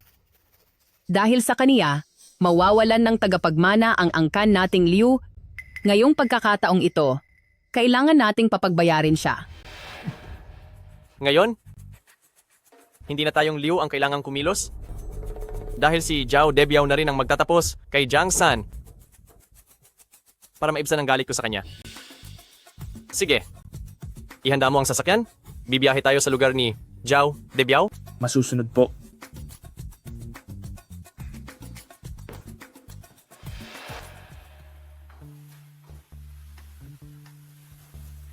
Maganda ang bagong opisina mo, President Jiang, ha? 1-1? May kailangan ka ba sa akin? Wala naman. 6 na beses mo na itong pagdalaw sa akin ngayong araw. Parang may isang tao dito na masyadong kapit sa akin ngayon. Bakit? Naiinis na ba si President Jiang sa akin? Sige, alis na lang ako. Nasa harap ko na ang biyaya. Wala nang dahilan para pakawalan ito.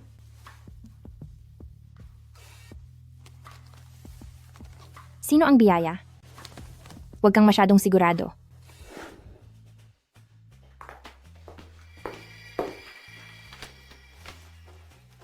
Papa, bigyan mo ako ng $1 bilyong. Magkano? $1 bilyong.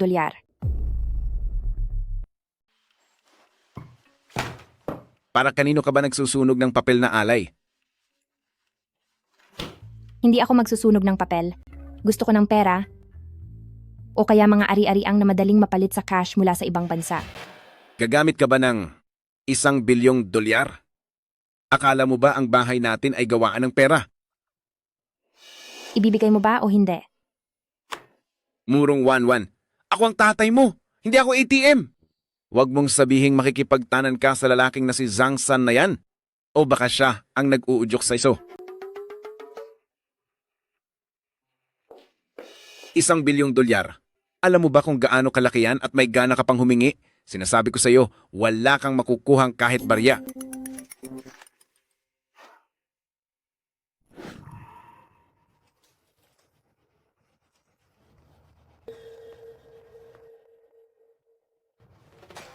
Anong tinitingnan mo? Mukhang seryoso, yang tinitingnan mo. Nagsusuri ako ng mga armas. Baka maisipan mo kasing tumakas na naman. Tinitingnan ko kung paano ko maparurusahan ng mga paa mo. Sa pinakamabilis na paraan. Bago mangyari yan. Pwede bang isa pa? Master San,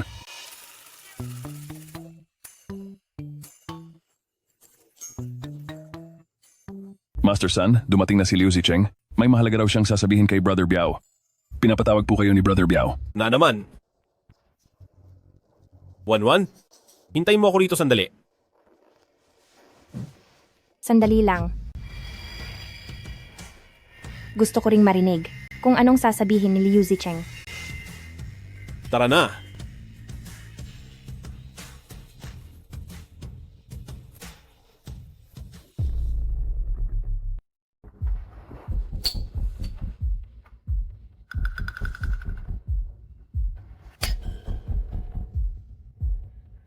Batang Ginoong Liu? Nakakagulat kang makita rito? Iyan na lang ang natitira mong paa. Nagawa mo pang pumunta ng personal? Ano ba ang pakay mo? Kuya Biao, pasensiya sa biglaang abala. May gusto lang akong ibunyag sa inyo, isang matinding panlilin lang. Nakataya rito ang buong kayamanan mo. Hinding-hindi ka dapat magtiwala sa tusong si Jiang San. Oh? Sige, magpaliwanag ka. May nakuha akong tiyak na impormasyon. Si Jiang San ay nagtatago sa likod mo. Palihim siyang nag-aasikaso ng mga papeles para umalis ng bansa. Balak niyang pumunta sa Australia. Aprobado na pati visa niya. At anong kinalaman niyan sa yaman ko? Isipin ninyo. Sa mga panahon nga sa tabi mo siya, ano ba ang mga pinagagawa niya? Pinipilit kanyang ibenta ang mga ari-arian mo para makalikom siya ng malaking pera. Kuya Biao siya. Bigla na lang siyang lumitaw na bata. Bakit mo siya ganoon pagkatiwalaan? Plano niya talagang pagnakawan ka ng lahat ng pera mo at pagkatapos, maglalaho siya. Nililin lang ka lang niya, boss. Kuya Biao, si Jiang San. Isa siyang walang kwentang tao. Wala siyang utang na loob. Traidor siya. Ginagawa niya ang lahat upang mapalapit sa inyo para makuha ang loob ninyo. Ngunit ang totoo ay nais lang niyang ubusin ang buong yaman ninyo. Parusahan mo na siya kagad. Biaozi? Dito sa kwartong ito? Kailan pa pinahintulutang pumasok ang mga ulol na aso para tumahol? Sakit na ng ulo ko sa ingay.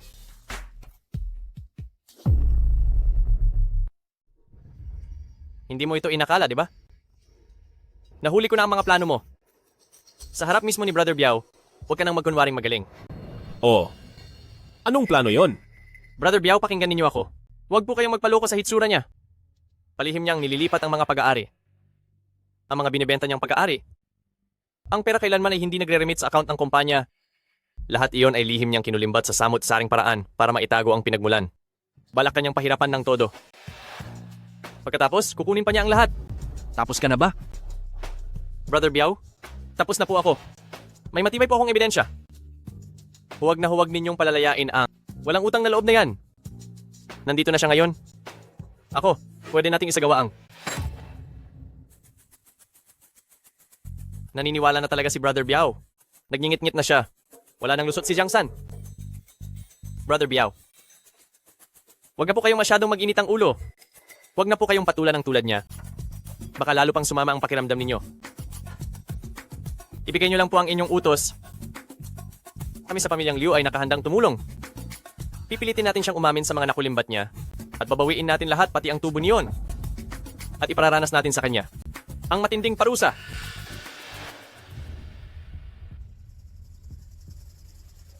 Bakit siya lumalapit sa akin? Liu Zicheng, anong karapatan mo? Walang hiya ka. Brother Biao, ako po, tinatangka. Amlang po kitang tulungang ibunyag. Tulungan ako? Wala kang karapatan. Sa lahat ng ginagawa ng boss ko, hindi na niya kailangan pang magpaliwanag pa sa tulad mong basura. Boss! Kahit humingi siya ng pera, basta magsabi lang siya, malugod ko itong ibibigay sa kanya, kaya bakit ka pa nagrereklamo at manggulo pa rito? Brother Biao, Ako. Alam mo ba kung para saan gagamitin ng boss ko ang pera? Para ito sa pamilyang Liu. At sa mga walang galang na gaya ninyo, pambili ng mamahaling kabaong ninyo. Liu Zicheng, mukhang yung huli na aral ay kulang pa sa'yo.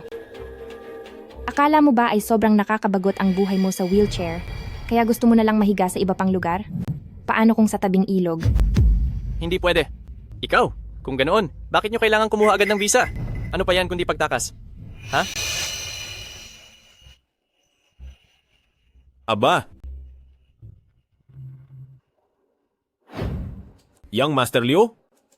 Ang detalyado pala ng pagmamanman mo? Alam mo pa ang pagkuha ko ng visa? Oo. At malinaw ang ebidensya ko. Ikaw, pati kapatid mong si Zhang Xiaoyu. Nagparash pa kayo ng visa papuntang Australia. Kita mo, Brother Biao? Isasama pa pati kapatid niya. Klarong-klaro na panginikil ng pera at pagtakas. Ang kapatid kong si Zhang Xiaoyu ay nasa huling taon pa sa high school. Anong pakialam ko riyan? Hoy, teka muna. Walang hiya ka. Bilang nakatatandang kapatid, ipapadala niya ang kapatid niya sa ibang bansa upang mag-aral, kasabay na aayusin ang visa. Ngunit para sa'yo, ito na ba kaagad ang patunay na tatakas siya, bit-bit ang pera? Imposible. Kung ipapadala mo ang isang tao sa ibang bansa, bakit mo pa siya aayusan ng sarili niyang visa? Malinaw na ang balak niya ay... Sino ka ba sa akala mo? Totoong kapatid iyon ng boss ko, totoong kadugo. Bilang kuya, ipapadala niya ang kapatid niya upang mag-aral sa ibang bansa kasabay na aayusin ang visa. Pagkatapos ng ilang araw pagkaalis ng kapatid niya, babalik din siya. Ano bang problema roon? Walang hiya. Babalik din siya pagkaraan ng ilang araw? Young Master Liu, bakit mo ito ginagawa sa sarili mo? Sigurado ka bang pati ang natitira mong dignidad, itatapon mo pa? Baozi, buksan mo ang pinto para sa kanya. Siguraduhin ninyo na maihatid ninyo si Young Master Liu ng maayos. Baka mapahamak pa siya sa daan. Tutal, wala na siyang kahit ano pang natitira.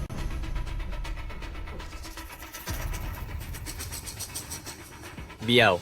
Kuya Biao. Ako. Master San, ako. Nadala lang ako. Patawad, pagbigyan mo na ako ngayon. Maawa ka na, patawarin mo ako. Kuya Biao. Master San, maawa ka naman, Hoy, Liu. Simula ngayon, diyan ka na lang sa wheelchair mo. Manatili ka na lang. Mahina na nga utak mo, lumpo ka pa, nagawa mo pang makipagsabayan sa plano. Tumigil ka na, walang hiya ka? Boss, sa tingin ko, dapat ang ganitong basura ay... Bakit mo pa pagsasayangan ng oras ang isang taong paubos na ang panahon? Nang marinig kong minumura ka niya, hindi ko na napigilan ang sarili ko. Pupunta ka ng Australia, babalik ka pa ba? Oo naman. Ihahatid ko lang ang kapatid ko. Aasikasuhin ko lang ang lagay niya roon. At syempre, babalik ako agad. Marami pa akong kailangang asikasuhin sa Jiangcheng. Kaya bakit pa ako tatakas papuntang Australia? Pero, ako, nagawa ko na. Nagawa mo na, Alin? Humingi na ako kay tatay ng $1 bilyong at naimpake ko na lahat ng gamit ko. Akala ko tatakas ka na naman, kaya handa na akong sumama sa'yo para magtago. Ikaw? Humingi ka ng $1 bilyong para lang makipagtanan sa akin? Ha? Hindi. Murong Wanwan? Ano ba ang tumatakbo sa isip mo? Maghapon? Sobrang drama mo na. Kung hindi yon, ano? Bigla kang nagbago at nakikisama ka pa kay Zhao Debiao, tapos apurado ka pang ibenta ang mga ari-arian mo. Pati mga papeles para umalis ng bansa. Inayos mo na, kung hindi para tumakas matapos kumuha ng malaking pera, ano pa ba ang balak mo? Natataranta lang ako, baka magdusa ka roon ng mag-isa, masama ba yon?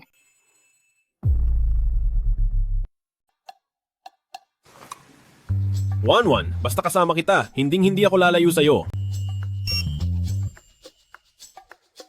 Kapag pinabayaan mo na ma-misinterpret ko na naman ang mga kilos mo, gagamitin ko talaga ang $1 bilyong para umupa ng tao, para pilayin ka. Sige, ang ibabayad mo sa kanila. Magmumula sa akin. Boss, pati sa inyo, ang pagbabagong nagaganap sa negosyo natin ay lampas sa inaakala natin. Lahat ng ating mga questionableng negosyo ay ganap ng naging legal, o kaya naman ay naibenta na, nabawi na natin ng maayos ang puhunan. Itong bagong tatag na Sanjiang Group ay nakuha na rin ang 2 lote sa rehiyon ng South City. Ang lisensya ng ating logistics company at security agency natin ay aprobado na rin. Simula sa araw na ito, tayo dito sa Jiangcheng ay isa ng kagalang-galang ng mga negosyante. Talagang mahusay ang pamumuno nina, Brother Biao at Master San. Napakagandang balita. Sa wakas, hindi na tayo mangamba pa. Tama. Nabantayan ba ng husto ang daloy ng pera? Lalo na ang mga ari-arian natin na naibenta na? Nasuri ba ninyo kung sino? Ang mga nakabili ng mga ito? Boss, wag po kayong mabahala. Si Chen Tianfeng ang personal na nagbabantay. Ang lahat po nito ay idinaan sa legal na proseso ng transaksyon. Pati background ng mga buyer ay nasuri na rin. Kaya wala pong naging aberya. Ang mga nakabili ay iilang investment company mula sa ibang probinsya. Nasaan na siya? Kasi po, tungkol sa pulong natin ngayong araw, naipaalam ko na po sa kanya. Bakit huli pa rin siya? Chen Tianfeng, kumusta na ang planta na nasa ilalim ng pamamahala niya? Pagdating sa kanya, siya po ang pinakamabilis kumilos. 3 nightclub sa pangalan niya, 2 lihim na pautangan, pati na rin ang spa center, wala pang kalahating buwan na ibenta na niya ang lahat. Ang perang naibalik ay lampas pa sa 20% ng inaasahan. Sabi niya, may mga suki na bumili ng mas mataas ang presyo. Suki? Nasuri niyo na ba yon? Naitanong ko na po. Sabi ni Chen Tianfeng, mga dati na raw niyang kakilala, pondong ito ay mula sa grupo ni Jinghai, nais daw nilang pasukin ang entertainment business sa Jiangcheng. Nakita ko rin namang walang issue sa pera, kaya hindi ko na binusisi pa. Brother Biao, Master San, hindi ito maganda. Si Chen Tianfeng, tinalikuran na niya tayo. Ano? Ayusin mo ang sinasabi mo. Kami, gaya ng dati, dapat tatanggapin ang huling bugso na iaabot ni Sister Feng ng mga pondo at dokumento. Pero pagdating sa lugar, doon namin nalaman na pinalitan na niya ang lahat ng tauhan. May ipinapasabi pa raw siya.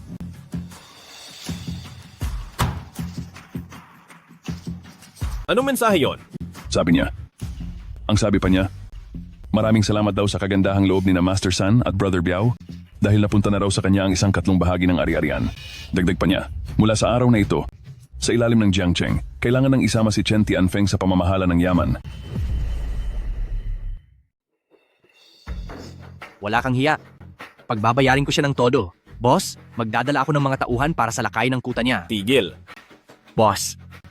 Pero saan siya kumuha ng ganoon kalaking pondo para bilhin ng napakaraming negosyo? Oo nga po, yung mga pabrika niya.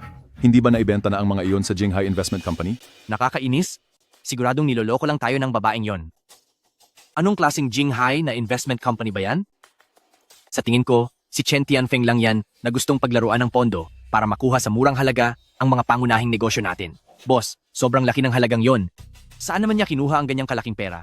Si Chen Tianfeng, ang kapital sa likod niya, ay si Murong Waiting. Ang mga nangyari dati, uulitin pa ba natin?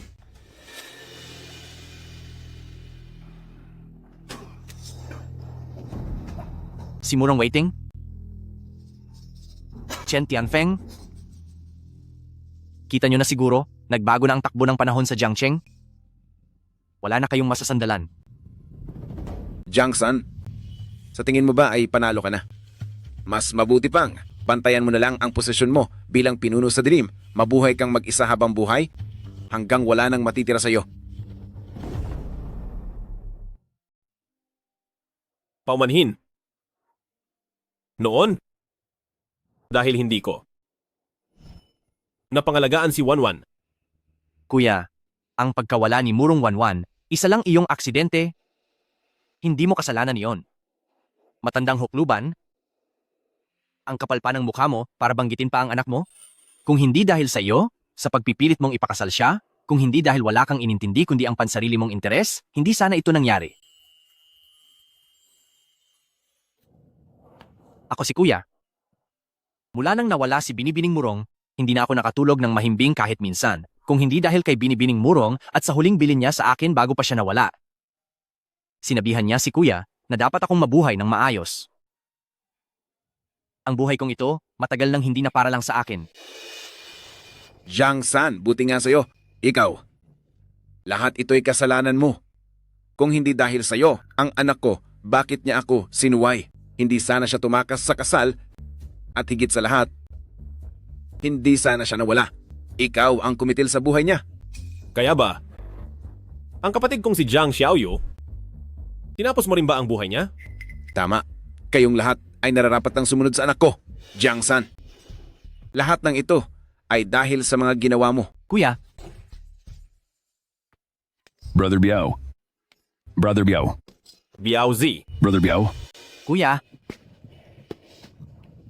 Ayos lang ako.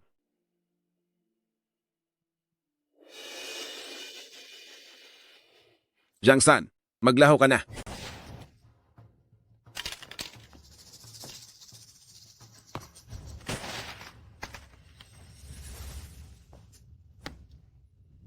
Ako ang may sala sa lahat. Huwag kang gumalaw. Lahat ito'y kasalanan ko. Dapa. 1-1. Hintayin mo ako. Iyon ding bagay ay hindi na dapat maulit kailanman. Hindi na talaga.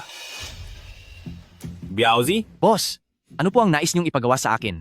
Ngayon din, magpapadala ako ng mga tauhan mamayang gabi para sa lakayin ng bago niyang lungga. Huwag ka munang magpadalos-dalos. Si Chen Tianfeng ay tau-tauhan lang. Ang taong nasa likod niya, ang siyang dapat nating wakasan. Boss, ang ibig niyo po bang sabihin? Ano po ang plano niyo? Susunod kaming lahat sa inyo. Tama po. Una, pakalmahin mo muna ang ating mga tao. Suriin ninyo kung may natitira pang traidor sa hanay natin. Pangalawa, ang mga negosyong kinuha ni Chen Tianfeng. Ihanda nyo kaagad ang listahan. Pinakamahalaga, ang 2 iligal na bangko na iyon at pati ang ruta ng logistic, gusto kong matukoy ang kanilang kasalukuyang estruktura ng pagmamay-ari at kung saan napupunta ang pera. Pangatlo, alamin nyo ang lahat ukol sa koneksyon ni na Chen Tianfeng at Murong Weiting pagdating sa kanilang mga kita. Baozi, ikaw mismo ang gagawa nito. Tandaan mo, isagawa mo ang investigasyon ng palihim. Huwag kang gumawa ng anumang ingay para di sila magduda. Masusunod po, Master San. Boss, ang ibig ko pong sabihin, kung talagang ang si Murong Weiting yung tusong matandang iyon, nag-aalala ako sa kalagayan ni Bebe Murong. Tungkol naman kay Wanwan, ako na ang bahala roon. Ang prinsesa ng ating samahan mukhang nagbabalak ng magbago para maging huwarang asawa at ina. Ako na mismo ang nagluto nito, kaya sana'y huwag ka nang maging mapili at magpasalamat ka na lang. Wanwan, paano kung kapag dumating ang panahong kami ng papa mo, ay kailangang maging magkalaban? Sino ang kakampihan mo? Ikaw ang pipiliin ko. Pero gagawin ko ang lahat para huwag sumapit ang araw na yon. Sapat na yan? Sa sinabi mo, sapat na yon sa akin. Lutong-luto na ang noodles. Anong gagawin natin? Paano to? Gagawa na lang tayo ng bago. Gawin mo na. Sige, gagawin ko. Kuya,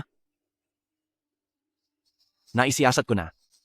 Ang mga posisyon sa Chen Tianfeng, lahat ng huling bumili, ay tumuturo lahat sa Virgin Islands sa isang rehistradong shell company at ang pinagmumulan ng pondo ay tiyak na mula sa overseas account ng pamilyang Murong. Murong Weiting, Chen Tianfeng. Ang nais nila habang hindi pa buo ang pundasyon ko ay agawin bigla ang aking itinatayong pinakamalaking negosyo. Sadyang tuso ang matandang iyan. Hindi ba siya natatakot na masira ang samahan nila ni Young Lady na bilang mag-ama? Pinipressure nila ako para mamili. Maaaring magbigay daan ako sa kanya o kaya'y baliwalain ko na lang ang nararamdaman ni Wanwan at banggain ang interes ng pamilyang Murong. Sa ganitong sitwasyon, hindi lang siya magkakaroon ng dahilan para durugin ako. Magagawa pa niyang ilayo sa akin si Wanwan. Kuya, ano ang susunod nating hakbang? Magpipilitan ba tayong lumaban? Hindi kami natitinag. Kung nais makipaglaro ni Murong Weiting, edi sabayan natin siya. Iyan lang ang gusto niyang mangyari. Pero, ang mga patakaran ng laro ay dapat baguhin. Nais ni Murong Weiting na gamitin ang kamay ni Chen Tianfeng para paghatian ang Sanjiang Group. Kaya tayo, uunahin nating parusahan muna ang mismong kamay niya. Sir, sa kampo ni Chen Tianfeng, handa na ang lahat. Pero sa kampo ni Zhang San, tila may napapansin na sila. Ang mga tao ni Zhao Debiao ay palihim na kumikilos, ngunit hindi patiyak ang kanilang pakay. Mas mainam na may napansin siya kasi nangangamba ako na baka tunay siyang ignorante. Nakapwesto na ang mga pyesa. Tingnan natin kung ano ang susunod niyang galaw. Nasaan si Wanwan? Si Young Lady tila tumutulong sa kapatid ni Zhang San na si Zhang Xiaoyu upang ayusin ang mga papeles para makaalis ng bansa. Ang batang yon talagang ayaw pang sumuko. Hayaan mo na. Hayaan siyang gawin ang nais niya. Kapag nasilayan niya ang tunay na kulay ni Jiang San, tiyak na maiintindihan niya ang lahat. Tandaan mo, Kapag may panganib, siguraduhing ligtas ang dalaga. Opo.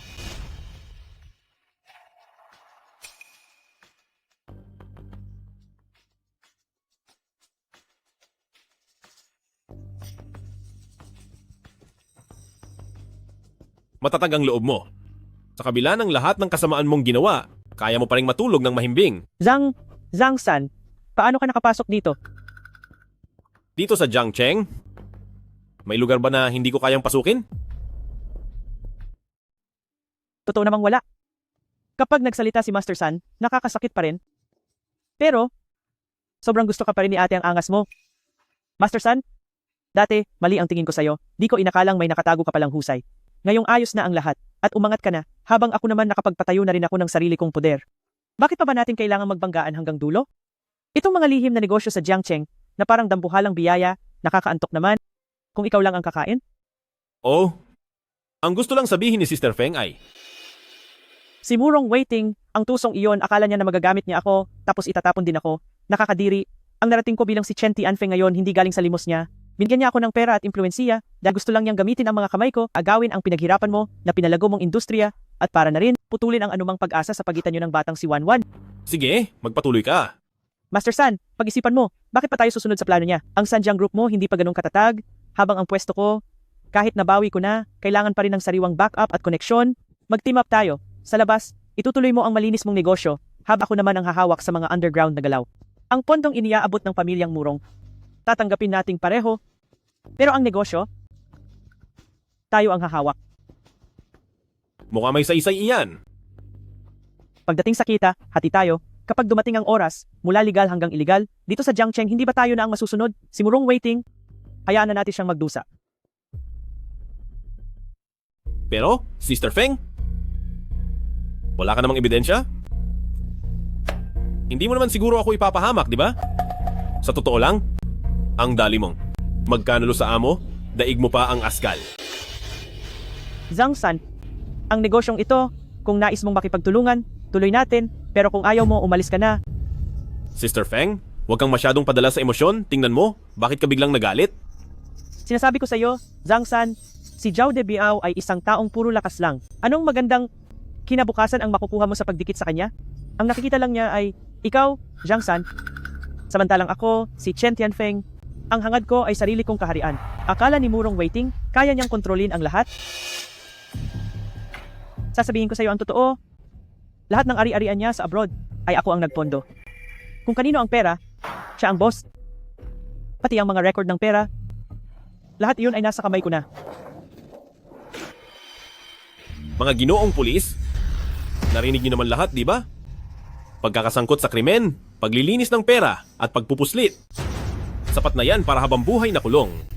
Zhang San, ikaw, nagawa mo akong pagtaksilan. Sige na, wala na akong panahon makipagtalo sa'yo. Sa tantiya ko, ang mga pulis ay parating na. Zhang San, ikaw, nababaliw ka na ba? Kapag sinumbong mo ako, pati ang sarili mong negosyo ay madadamay. Ang mga ari-arian na yon, kahit nakapangalan sa akin, pero kapag sinuri hanggang dulo, hindi rin makakatakas ang pamilyang Murong. At ang mga ari-ari ang hawak mo, Sanjiang Group, ang bahaging kakabukas lang, siguradong masasangkot ka rin. Mapapahamak man ako, ngunit mas lalo kang mawawasak.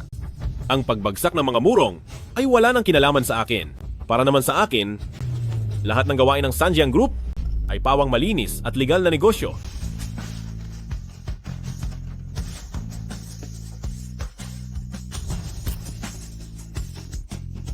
Zhang San, ang sama mo, pagsisisihan mo yan. Sir, may malaking problema.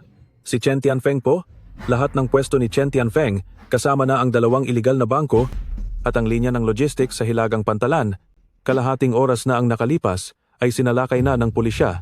Nahuli rin doon mismo si Chen Tianfeng.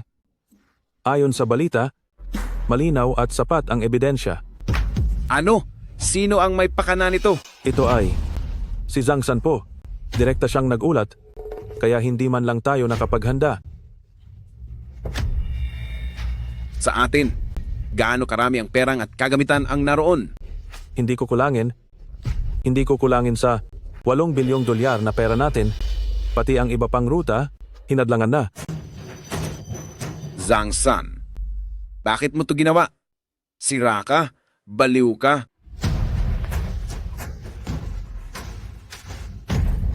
Sir, Murong Waiting.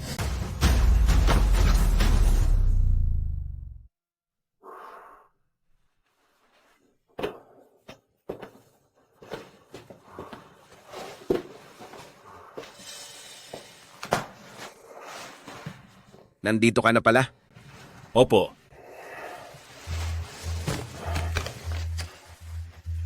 Pirmahan mo to. Ito ang kasunduang isusuko mo ang pamamahala sa Sanjiang Group. Simula ngayon, hindi ka na pwedeng makialam sa anumang transaksyon sa Jiangcheng. Pero si Wanwan ay sasama sa iyo. Hindi ko pipirmahan yan ka. 20 minuto na lang. Ang eroplanong sinasakyan ni Wanwan ay lilipad na. Inayos ko na ang pag-alis niya para manirahan sa ibang bansa. Mabilis ka rin niyang makakalimutan para makapagsimula ng bagong buhay. Kung wala ang pahintulot ko, habang buhay, hindi mo na siya muling makikita. Maliban na lang kung pipirmahan mo ito, saka ko lang tatanggapin ang nararamdaman mo para sa aking anak. Bibigyan kita ng pera na sapat para yumaman ka habang buhay upang ikaw at si Wanwan ay mabuhay ng payapa at panatag. Kahit hindi ka pumirma, magagawa ko pa rin gawing walang-wala sa loob ng isang gabi at mas kahabag-habag pa ang kalagayan mo kaysa dati. Posibleng magalit sa akin si Wanwan, ngunit balang araw, maintindihan din niya na ito'y para rin sa kanyang ikabubuti. Kapag binitawan ko ang pamamahala habang nasa transition pa ang kumpanya, agad kaming lalamunin ng inyong grupo na parang mga gutom na tigre, hindi ba? Siguro naman, kakayanin niyang magtiis at makaraos. Alam niyo namang imposible yan. Kapag pumirma ako, para ko na ring ipinagkanulo ang aking mga kasamahan na kasama kong lumaban. Saka pa lang sila nakararanas ng maayos na buhay. Kung ganon, ibig mo bang sabihing isusuko mo si Wanwan? Ako si Zhang San na nabigyan ng pagkakataong mabuhay muli ay hindi narito para patunayan kanino man kung ano ang kaya kong gawin. Ayokong basta nalang apihin ng iba at nais kong protektahan ang mga mahal ko. Ngunit hindi ko isasakripisyo ang isang kampo para lang masungkit ang kabila.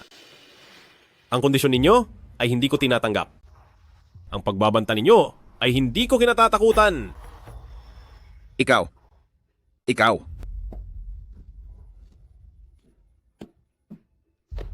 Sir,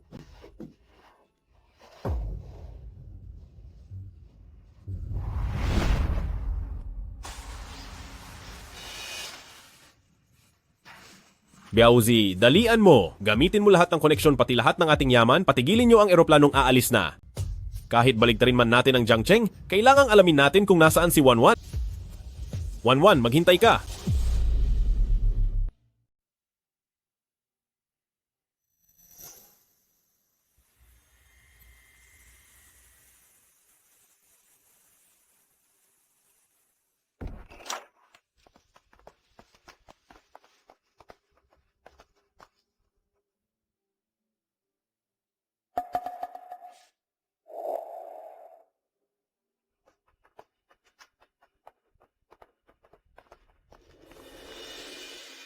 Master San, itong si Murong Waiting, nagnanais wasakin ang ating pundasyon. Pagkaraang malagay siya sa panganib, nais niyang gamitin si Binibining Murong upang pilitin kang sumuko. Kapag pinirmahan mo ang kontratang ito, ang ating pinagsamahan, maging lahat ng negosyong pinaghirapan natin ay tuluyang maglalaho. Sa nakaraang buhay ko, duwag akong iniwan si Wanwan. Sa buhay kong ito, iiwan ko rin ba ang kapatid na nagtiwala sa akin ang buhay niya? Nagbalik ako mula sa nakaraan para lang ba maging duwag na naman? Ang talikuran si Wanwan, hindi ko kakayanin.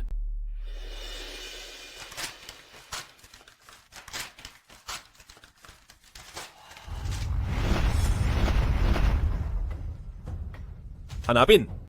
Palawakin ang paghahanap sa buong mundo. Kailangang matagpuan si Wanwan.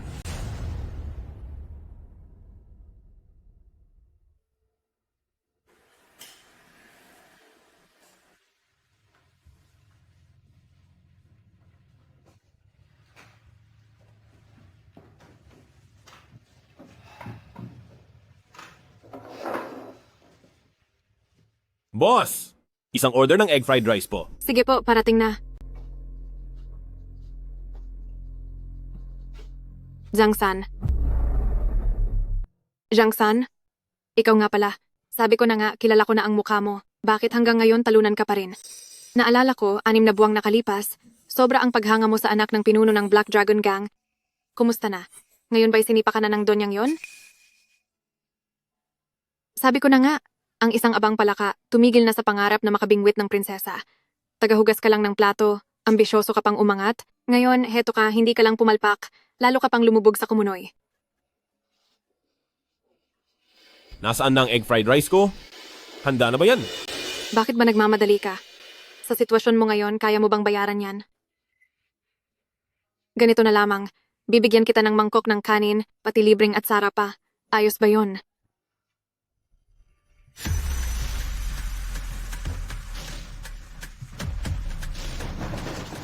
Master Sun. Kuya, may balita na ba? 6 na buwan na ang lumipas, hinanap ko na sa lahat ng maaaring lugar. Nagpadala rin ako ng mga tao sa ibang bansa para mag-imbestiga. Pero si Murong Waiting na yon, sobrang lalim ng pinagtataguan, pati si Miss Wanwan, tila naglaho na lang na parang bula. Naunawaan ko. Boss, bigyan mo pa ako ng konting oras, kahit baliktarin ko pa ang buong mundo, siguradong kaya ko. Biauzi, paalisin mo muna ang mga tauhan mo. Huwag mong sindakin ang mga customer dito.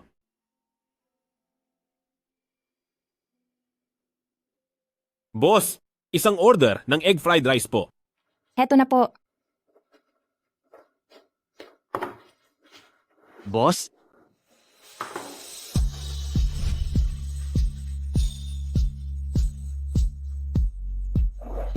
Murong Wanwan, ikaw nga, talagang ikaw iyan.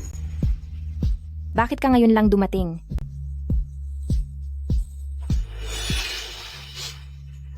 Ano ba talaga ang nangyari? Pasensya na. Alam mo ba kung paano ko kinaya ang nakaraang 6 na buwan? Akala ko habang buhay na di na kita makikita. Nandito ka lang naman pala. Sa Jiangcheng, dito sa restaurant na ito. Hindi ko rin ito ginusto. Lahat dahil sa tatay ko. Ginamit niya ang kaligtasan ninyong magkapatid para takutin ako. Ang sabi niya, basta lumayo ako ng tuluyan at putulin ko lahat ng ugnayan sa iyo, magiging ligtas ka at di ka mapapahamak. Kaya pala umalis ka ng ganon? Hindi ko kayang sumugal. Kilala ko ang mga galaw ni Papa. Ipinaghanda niya ako ng eroplano, pati isang peking identidad. Ginawa niya ang lahat para makapunta ako sa ibang bansa. Pero sa gitna ng biyahe, palihim akong lumipat ng sasakyan at bumalik dito. Gusto kong manatili sa lugar na malapit sa'yo. Natatakot akong ang pagpapakita ko ay makasama sa'yo. Kaya dito muna palihim muna akong nagtatrabaho habang nag-iisip ng solusyon. Baliw. Akala mo ba na sa pagtatago mo? Pababayaan na lang ako ni Murong Waiting na mamuhay ng tahimik? Sa loob ng 6 na buwang ito, Sanji ang group sa bawat atake nila. Alam mo ba ang pinagdaanan ko? Akala mo ba sa pagsuko, makakamit mo ang kaligtasan? Alam ko. At hindi rin ako tumigil sa loob ng 6 na buwan. Ito ang mga ebidensyang palihim kong nakolekta. Sapat na itong yanigin ang imahe niya bilang hari ng mga kriminal.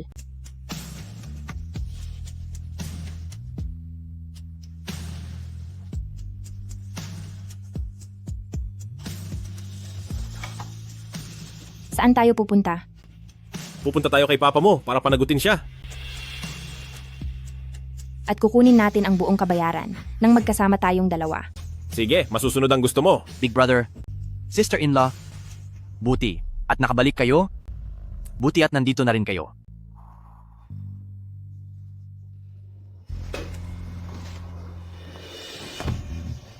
Itong 8,200,000 dolyar ay pambayad ko na sa mga kinain natin ngayong araw.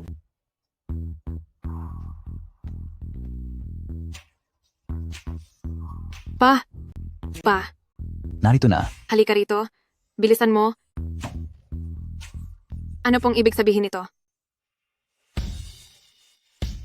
Sa wakas naging 8,200,000 dolyar na.